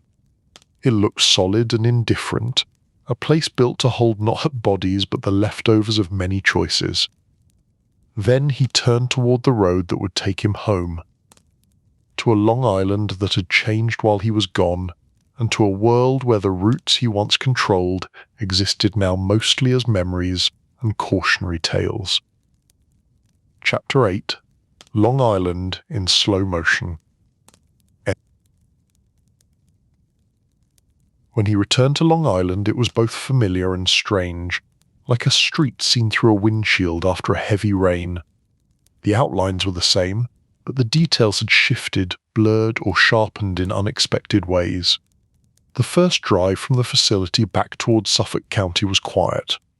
A younger relative sat behind the wheel, hands at 10 and 2, eyes fixed on the road. Salvatore rode in the passenger seat now, a position he once associated with powerful men like Anthony Corallo. The highway rolled out ahead of them, lanes wider than he remembered, signs brighter, traffic patterns altered by years of construction. New sound barriers lined stretches of the route, blocking his view of neighborhoods he used to know by their rooftops and trees. He watched the exit names flash past. Some tugged at old habits. He knew which ones led to yards that no longer existed, to social clubs that had been shuttered, to restaurants where he had held quiet meetings in back rooms. His relative talked in a stream about work, about children, about small worries and plans. He listened, grateful for the normal chatter. The details grounded him more than any official re-entry orientation could. As they approached his old neighborhood, he leaned forward slightly, taking in the small changes. A corner deli had turned into a chain coffee shop. A repair garage now bore a sign for a fitness center. A row of modest houses sported new siding or additions. His own house stood where it always had, a little older, a little more weathered.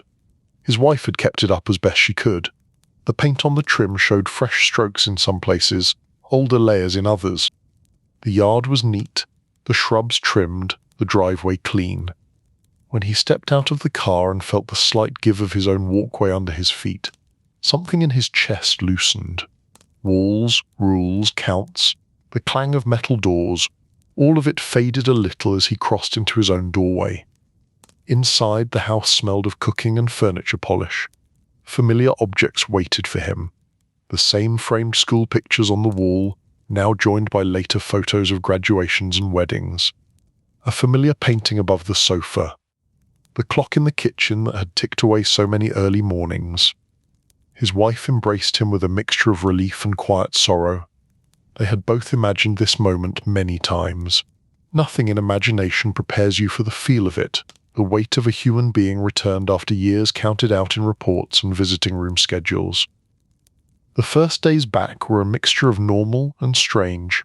He slept in his own bed and woke to the ordinary groan of pipes and the soft clink of cups in the kitchen. He moved through rooms that held his history. Yet at every turn he found reminders that time had not waited. Neighbors had moved away or passed on. Children he remembered as toddlers now drove cars and spoke of mortgages. Stores where he had once been greeted by name had become other stores entirely, their new owners unaware of who he had been or what his name had once meant. He walked slowly around the block, reacquainting himself with the geometry of his street. Garbage cans still waited at curbs on collection days, a quiet parade of plastic and metal. But the trucks that came for them were different. One morning he woke early out of habit and stood behind his curtain as a modern front loader rolled down the street. It bore the logo of a large company that had not existed when he first started in the trade. The crew wore bright uniforms with reflective stripes, safety helmets, and gloves that looked new. A small camera was mounted high at the back of the truck, watching the arm as it lifted and dumped each can. The whole process seemed faster, more mechanized, less personal. Where drivers he had known once waved to customers and traded a few words, these men focused on efficiency. The truck stopped, the arm reached, the can tipped, the arm returned, and the vehicle moved on. He felt no resentment, only a kind of quiet amazement. The industry he had known had not simply been cleaned up. It had been absorbed into a wider system of corporate structures and regulatory frameworks. The word cartel still appeared in old articles about his case, but the current world looked more like any other regulated utility. A week after his return, an old associate came to see him. They sat at the kitchen table with cups of coffee just as they once had, though the mood was different now. Both men carried the marks of age and of their separate journeys through the legal system. The associate told him about the changes, the big corporations that now dominated routes the way families once had, the complex bidding processes for municipal and commercial contracts, the oversight agencies that monitored pricing and service levels. He spoke about safety trainings and compliance officers, about digital scales and tracking systems. It all sounded to Salvatore like someone describing a more visible, more audited version of an old structure. Yet he knew that what had been informal and hidden in his time was now codified and watched. He asked if anyone still remembered the old names. His visitor shrugged. Some of the older drivers did, those who had started before the final crackdowns and transitions. They spoke of him and others in half-amused, half-wary tones as figures from a rougher era. The younger workers, though, knew those names mostly from news clips in documentaries or from training sessions about ethics and compliance. For them, Salvatore Avellino was less a person and more a lesson about what not to do. He absorbed that calmly. It was not flattering, but it was honest. History often turned people into symbols. On some mornings he rode with his relative on errands that took them past landmarks of his old professional life. Transfer stations had been renovated or shut. Landfills had turned into capped hills with walking paths and signs about environmental restoration. At Wying, former dump site, there was now a park with a smooth green slope and benches facing a small pond. Families sat on blankets. Children ran in the grass. A plaque nearby briefly explained how the land had once been used and how it had been remediated. He read the inscription and pictured the trucks he had once directed to that very spot, bearing loads that smelled nothing like picnics. The transformation felt almost poetic. What had been hidden and unpleasant was now landscaped and presented as a public good. His relative joked that the world was getting better at covering its tracks. Salvatore replied that at least now they planted trees over the old mess. It was hard to be angry at trees. In grocery stores and coffee shops, he watched people toss cups and wrappers into bins marked with clear labels: trash, recyclables, sometimes compost. He overheard conversations about environmental impact, about sustainable practices, about new rules for separating waste. He thought of how in his day, the focus had been almost entirely on economics and control. Customers cared mainly about the price and the reliability of pickup. The wider consequences of where all that waste went were rarely discussed in his presence. Now, ordinary people debated the merits of paper over plastic, of reusable bags, of recycling rates. The cultural lens on his old business had shifted. He did not try to get back into the industry. Conditions of his release would have made that difficult, even if he had wanted to, but desire did not tug at him. He understood that his time in that world was over. Instead, he sought out quieter roles. A neighbour asked if he could help set out cans for a few older residents on the block who had trouble lugging them to the curb. He agreed without hesitation. On collection mornings he moved up and down the street in the half-light, pulling cans from side yards to curbside. His hands knew the weight, the balance, the tilt needed to avoid spilling. He was slower than in his youth, but still steady. The work made him feel useful in a small, honest way. No arrangements, no envelopes, no careful calls to Brooklyn. Just a man helping move containers from one place to another so that someone else could carry them away. Neighbours thanked him, sometimes with a shy wave, sometimes with a small bag of pastries left at his door. Many of them had only a vague notion of his past. They knew he had been away. They knew his name had been in the papers once. But life on a suburban street is often more interested in lawn care and school schedules than in old indictments. He found himself talking more with younger residents, answering their questions about how the neighbourhood used to be. He spoke of old shops and changed intersections, of snowstorms that had buried cars, of blackouts that turned the block into a quiet echo of a much older rural past. When they asked, as they sometimes did, what he had done for a living, he said simply that he had worked in the garbage business and that it had been complicated. That usually satisfied them. Some laughed and said that somebody had to do it. He replied that he had always thought the same. At night, when the house was quiet, he sat by the front window and watched the streetlights cast their cones of brightness. Cars passed now and then, dogs were walked. Somewhere in the distance, on main roads he could not see, trucks still rolled. He listened for them the way some people listen for distant trains, a low hum, a rising whine, the soft hiss of brakes. In the glow of the television he saw new scandals replacing old ones, different industries, different schemes, different names, some younger, some as grey as his. Enforcement pushed forward. always a step behind the next wave of cleverness. He recognized the patterns. People always found ways to game systems. Governments always tried to catch up. The specifics changed. The dance stayed strangely familiar. He did not spend his days arguing with the past. Regret was there, but he did not let it swallow everything. He accepted that he had made choices that brought harm as well as stability, that he had participated in a structure now widely condemned. He also accepted that he could not go back and redraw the routes or rewrite the agreements. What he could do was live the time left to him with a quieter kind of attention. When he passed a corporate garbage truck in a parking lot, he sometimes paused to look at it, the logos, the safety stickers, the barcodes. He greeted the drivers if they caught his eye. Some nodded back with the automatic friendliness of working men. A few older ones looked twice, as if trying to place his face from an earlier chapter in their own lives. Once, an older driver approached him in a supermarket lot. He had lines around his eyes and a walk that spoke of long days climbing in and out of cabs. The driver said that he had worked for one of the old companies back when things were different, and that he remembered hearing Salvatore's name. He did not sound accusing, just curious. They talked for a few minutes about how the work had changed. The driver complained about new paperwork, about electronic logs, about the pressure to complete more stops in fewer hours. Salvatore listened and found himself giving the younger version of his usual advice. He told the man to watch his back, to lift with his legs, to keep an eye on blind spots. He said that bosses came and went, that policies changed, but that a man only got one spine and a limited number of years when his hands could grip metal in the cold. The driver laughed and thanked him. As he climbed back into his truck, he said that the old-timers always had the best tips.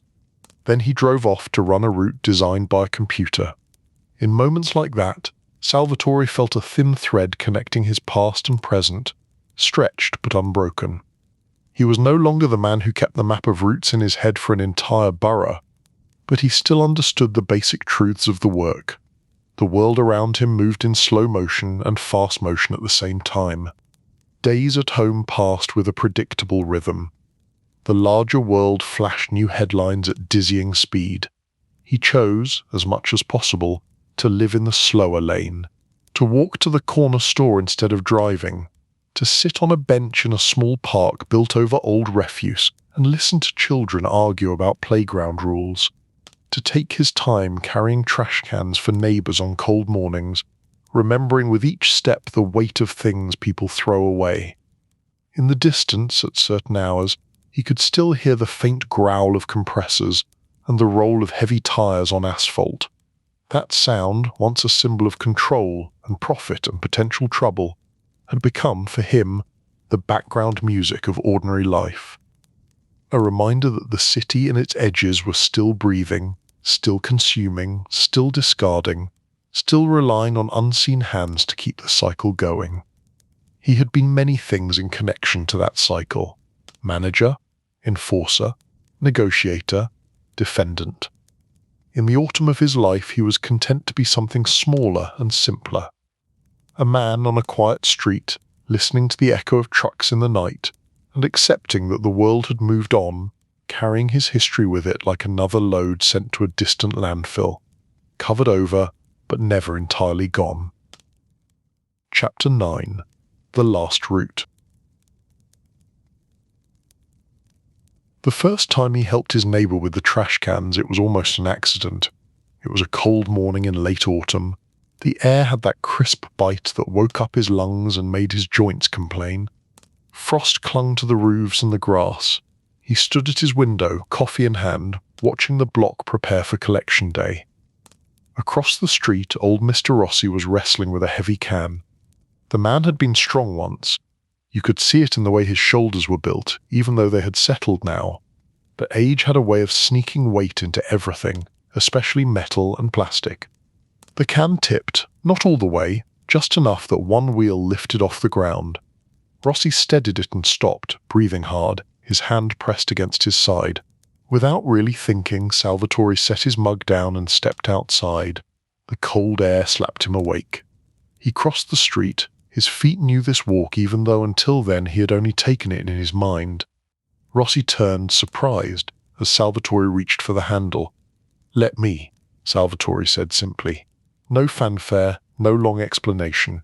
He tilted the can onto its wheels with the practiced angle of a man who had done this thousands of times in other lives, on other blocks for other reasons. The weight rose smoothly. Muscles remembered what years and courts could not erase. Rossi protested once out of pride, then let it go. His breath came easier. He made a small joke about being outpaced by a man who had spent some time away and should be taking it easy. Salvatore gave a half smile and said that this was his kind of exercise.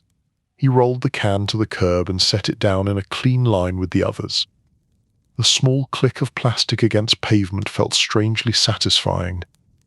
On his way back to his own house, he noticed another neighbour, a widow 2 doors down, struggling with a lid that had frozen to her can.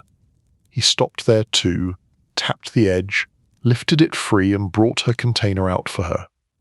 By the time he went back inside, his hands were cold and his cheeks stung, but there was a lightness in his chest. It reminded him of the early days, when the business still felt like a simple exchange of service for payment, before the layers of politics and quiet threats had settled over it. The next collection day he did not wait for accidents. He put on his jacket and gloves as the sky was just turning from black to blue and stepped out with purpose. He went from yard to yard on his side of the street and then the other, asking softly if people wanted a hand. Some already had their cans out, others gratefully accepted. A few protested at first out of habit, then nodded and stepped aside when they saw the ease with which he handled the weight. This became his route. No money changed hands, no one reported to anyone above him. There were no envelopes, no coded conversations, no hidden ledgers. There was just him, moving along the sidewalk, turning private effort into public order. It felt, in a small way, like a penance, though he did not use that word aloud. It also felt like a way to stay connected to the work that had shaped his life without stepping back into the shadows that had darkened it. On some mornings, young parents rushed out in slippers, embarrassed that they had overslept and had not yet dragged their cans out. He waved them back inside, saying he had it covered. They thanked him with hurried relief and sleepy smiles. He learned the rhythm of the block this way, who worked night shifts and needed quiet, who left early for the train, who tended to forget which days were collection days until the truck noise stirred them. He moved at a deliberate pace. There was no dispatcher pushing him now, no schedule to squeeze. The truck would come when it came. His job began and ended at the curb. After a few weeks, someone left a note on his door in careful handwriting. "Thank you for helping with the cans. It means more than you know." There was no signature. He knew which house it had come from, but he respected the anonymity. Gratitude did not need full names. One evening, he sat at the kitchen table with a pad of paper and a pen. The house was quiet. The television in the other room murmured about sports scores. His wife had gone to bed early with a book. He stared at the blank page for a long time. Then he wrote a name at the top. A name that had appeared in every article about the independent haulers who once challenged the routes he served. A name tied to that summer which had marked the end of the old system and the beginning of his long journey through courts and cells. He did not have the address. He doubted he would ever use a stamp on what he was about to write. That was not the point. He began with simple words. He wrote that he had been part of something that had caused harm, that the way he had understood the business then was not the way he saw it now, that he knew there were families who had lived through loss because of decisions made by men like him, in rooms where words such as peace and stability were used to cover harder realities. He did not pretend innocence. He did not list excuses about the era or the culture or the pressures from above. Those were factors, but they did not erase the outcomes. He wrote about routes and maps, about how he had once seen the city as a puzzle to be solved in the most efficient way. He admitted that in treating it as a puzzle, he had forgotten that every line on that map represented people with their own plans and rights and fears. The words came slowly at first, then in a steadier flow. He was not a poet and did not try to be. He kept the sentences plain. At some point, he found himself writing a sentence he had never spoken aloud. If I could go back, I would draw some of the lines differently. He sat back and read what he had written. The letter was not long, but it carried more weight for him than many of the documents he had signed in his business years. He folded the sheet and placed it in a plain envelope without sealing it. On the front, where an address would go, he wrote just a surname. Then he put it in a drawer. In the weeks that followed, he wrote other letters at the same table. Some to families of men who had served time alongside him. Some to distant relatives he had neglected. Some again to the names of independent haulers or customers whose lives had collided with his in court captions and news stories. He did not mail most of them. He kept them in that drawer like a private ledger, a record not of debts owed by others, but of debts he carried. On some nights he took the stack out and reread a few pages. The words did not change anything that had already happened.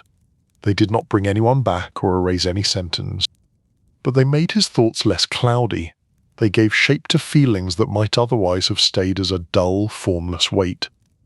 His wife discovered the letters one day while looking for a pen. She stood by the drawer for a moment, reading the top lines of where open sheet. Then she closed it and said nothing.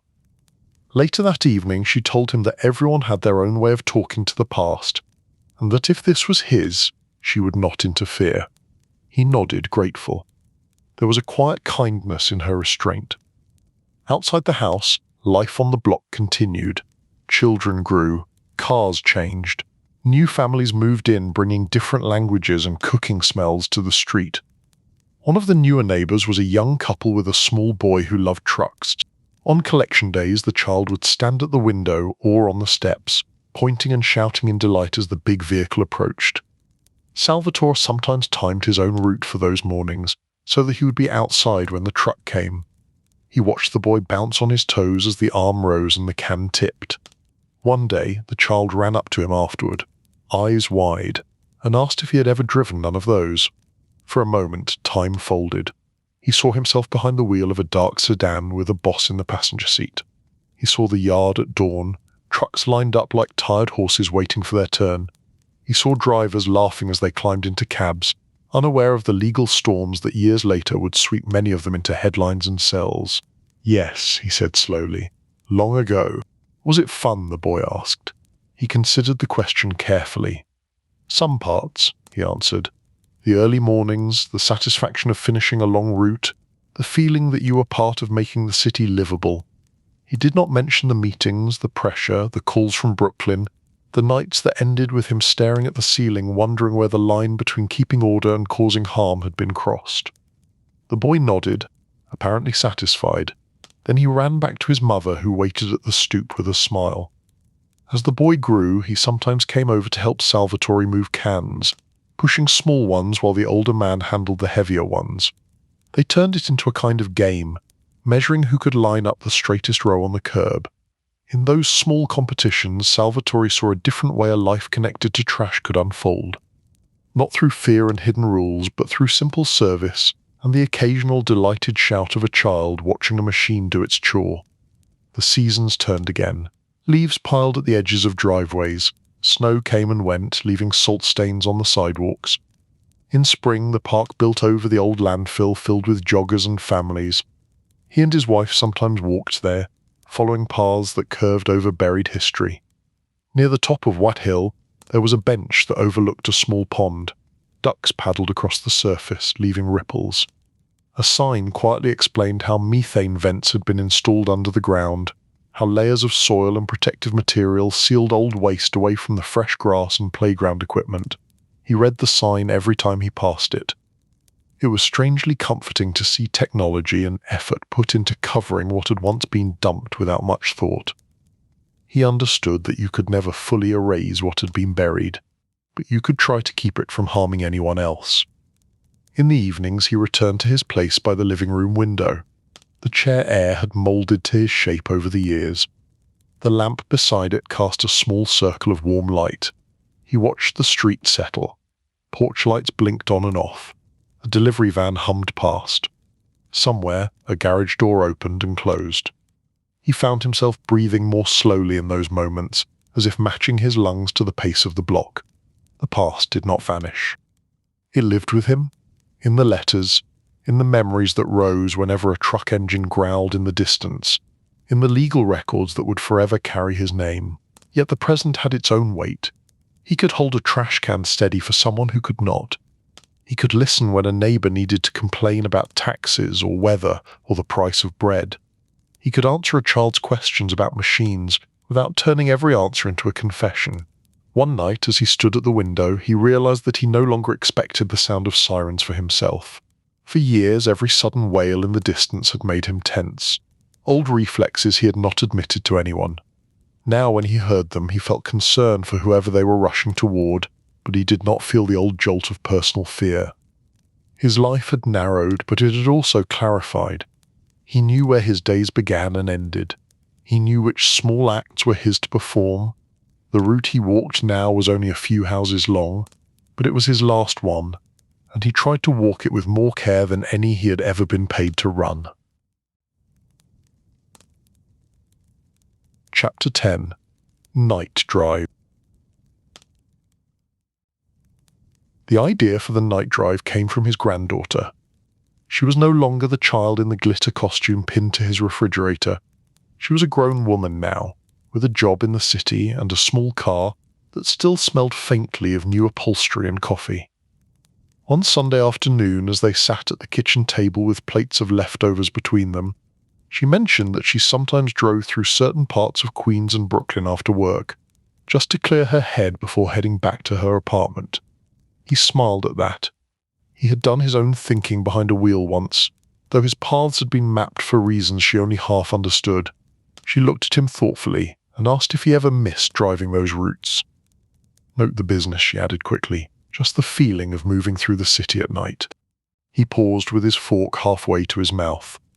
The question settled in the air like dust in a sunbeam. Sometimes, he admitted, the roads get into your bones. She tilted her head, considering. What if I took you for a drive one night, she said, just to see some of the old places. No business, no meetings, just us. His first instinct was to refuse.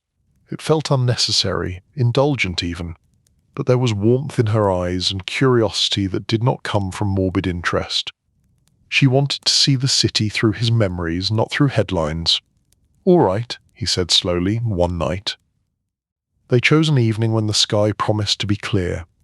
After dinner, he put on a dark coat and a soft scarf.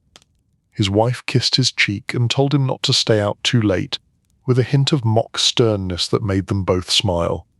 His granddaughter's car waited at the curb, small and sleek compared to the heavy sedans of his past. The dashboard glowed with digital lights and maps. She adjusted the seat so he could get in comfortably, then pulled away from the curb with careful confidence. They took the expressway toward the city, merging into the steady stream of headlights.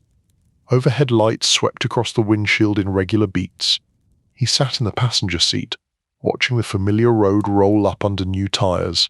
He remembered every curve, every sign, every exit that once represented a yard, a meeting place, a problem account. She asked him to point out landmarks as they went. Here, he said, nodding toward a shadowy line of trees beside a sound barrier. There used to be an old sign for a diner where drivers met after night routes.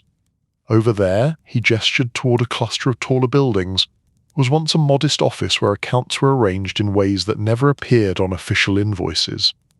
Some of the old spots were gone, replaced by new constructions, shopping centres, glass facade. Others lingered, aging quietly among the modern additions. She drove them off the expressway and onto local streets in Queens. The city lights changed quality here, closer to windows and crosswalks. They rolled past stretches of small stores, laundromats, restaurants and garages. Some names were in languages that had not been common here when he first started. He pointed out a corner where there had been a club once, a place that had smelled of espresso and cigarettes and anxious men in pressed shirts. Now a bright pharmacy occupied the space, with wide windows and clean light. He described a back room that no longer existed, where they had once discussed routes and percentages, speaking softly over the clink of cups. His granddaughter listened, glancing between the road and his lined face. "Did you ever feel afraid," she asked at one red light, "when you were going to those meetings?" He thought about it. "Not in the way people think," he said. "I was more afraid of letting things spin out of control, of chaos. That was the story I told myself. He did not say that sometimes, much later at night, fear of different kinds had crept in and kept him from sleep. They crossed into Brooklyn. The streets here carried older memories. He had driven these blocks with bosses in the passenger seat, their quiet presence both reassuring and heavy. He saw a particular corner where he had once parked for a quick conversation with a union man who had been nervous about too much attention from the city. The store on that corner now sold cell phones and accessories, glowing screens in the window. He chuckled softly. "What?" she asked.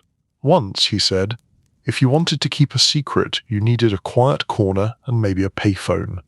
Now people carry little machines in their pockets that can record everything and send it everywhere in a heartbeat." She laughed, recognizing the truth of this. They continued toward a part of Brooklyn where one of the companies linked to his case had been based. The yard had long since been closed, the land eventually reused. They found the approximate block.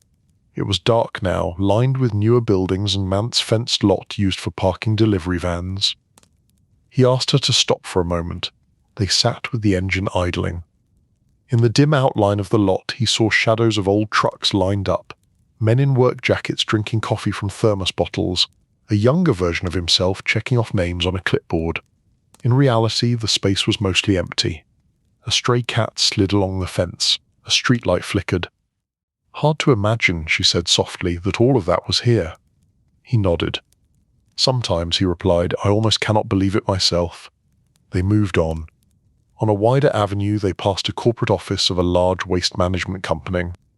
The logo on the sign was unmistakable, even at night, bright and confident. He noted the multiple cameras facing the driveway, the neat row of modern trucks behind the gate. "There it is," he said, "the new version of what we tried to control." She slowed a little, looking through the fence. "It looks so normal," she said. "That is the idea," he answered. "Normal is safer." They did not linger there. The point of the drive was not to brood over replacements. It was to draw a kind of gentle line through the past and the present. On their way back toward the expressway, she asked him to tell a story from the old days, but done that would not keep either of them awake later. He thought for a moment, sifting through years of events. Many stories came with sharp edges he did not want to expose her to, even in softened form. Finally, he settled on one. He told her about a snowstorm in the late 1970s that had snarled the city when many trucks had given it and routes were abandoned. He and a few stubborn drivers had pushed through drifts to reach a hospital that was desperate to keep its loading areas clear. He described chains on tires, men shoveling in shifts, coffee steaming in paper cups as snow piled on their shoulders. He told her how the hospital staff had clapped when the trucks finally managed to clear the packed waste and make room for more. That, Anne, he said, had felt good. No politics, just doing what needed to be done so a place full of sick people could keep functioning. She smiled. "You should tell more of those," she said. "There are not enough of them," he replied quietly, "but I remember the ones there are." The expressway back to Long Island was quieter now. It was late, the kind of hour when the city seemed to inhale and hold its breath. He leaned back in the seat, letting the motion of the car soothe him. The darkness outside was not absolute. Pockets of light marked exits, rest stops, clusters of houses. His granddaughter turned down the radio so that the hum of the engine became the main sound. He felt his eyelids grow heavy. For a brief moment he wondered if it was safe to let himself drift. Old instincts told him to stay alert in cars at night, but the hand on the wheel was young and steady, and there were no whispered agendas in this vehicle, only trust. He closed his eyes. Behind them, in the invisible distance, lay the yards and routes of his youth, the courtrooms and cells of his middle years, the quiet block where trash cans now marked his voluntary service. Ahead lay the rest of the highway, stretching out like a narrow grey ribbon into however many mornings he had left. He pictured that ribbon as a route without stops, a final run in which the goal was not to cover the most accounts or collect the largest bill, but simply to keep moving forward with as few new regrets as possible. His granddaughter glanced over and saw that he had dozed off. A small smile crossed her face. She adjusted her grip on the wheel, keeping the car centered in the lane. The green signs over the roadway listed exits, towns, and miles in glowing characters. For her, these places were not tied to social clubs and transfer stations. They were just points on a map leading home. As they crossed the bridge back onto the island, the lights reflected in the dark water below. From his half-sleep, he felt the subtle shift of the car on the span and knew exactly where they were, the way an old driver always does. He opened his eyes briefly and saw the arc of lights, the cables reaching into the night sky, the lanes ahead thinning as traffic spread out. "Almost home," his granddaughter said. He nodded, a small motion. The houses of his neighborhood appeared, snug and dim behind their curtains. The car pulled to the curb in front of his house. She turned off the engine. The sudden quiet was almost physical. He stepped out slowly, joints protesting, and looked up at the familiar windows. A light glowed in the living room where his wife waited, unable to fully sleep until she heard the car return. "Thank you," he said to his granddaughter. "For what?" she asked. "For the ride," he answered, "and for driving a little bit of the past into a place where it can rest." She seemed to understand, even if she could not feel all the layers of what he meant. After she drove off, he stood for a moment on the path, looking down the street. It was late enough that only one distant porch light remained on. Somewhere in the far distance, a truck engine murmured. He listened to it, not as a call to action, not as a sign of power, but as a simple reminder that the world was still turning, that someone was still out there doing the work he had once done in such a complicated way. Then he turned toward his door. His hand on the knob was steady. Inside, the house held the warmth of his life as it now was. Fewer routes, fewer secret maps, more quiet evenings and small tasks. He stepped over the threshold with the calm of a man who knew that whatever travelled behind him would always be part of him, but did not need to steer any more. The night closed gently around the block, and the last echoes of engines faded into a peace he had spent a lifetime believing would never quite belong to him.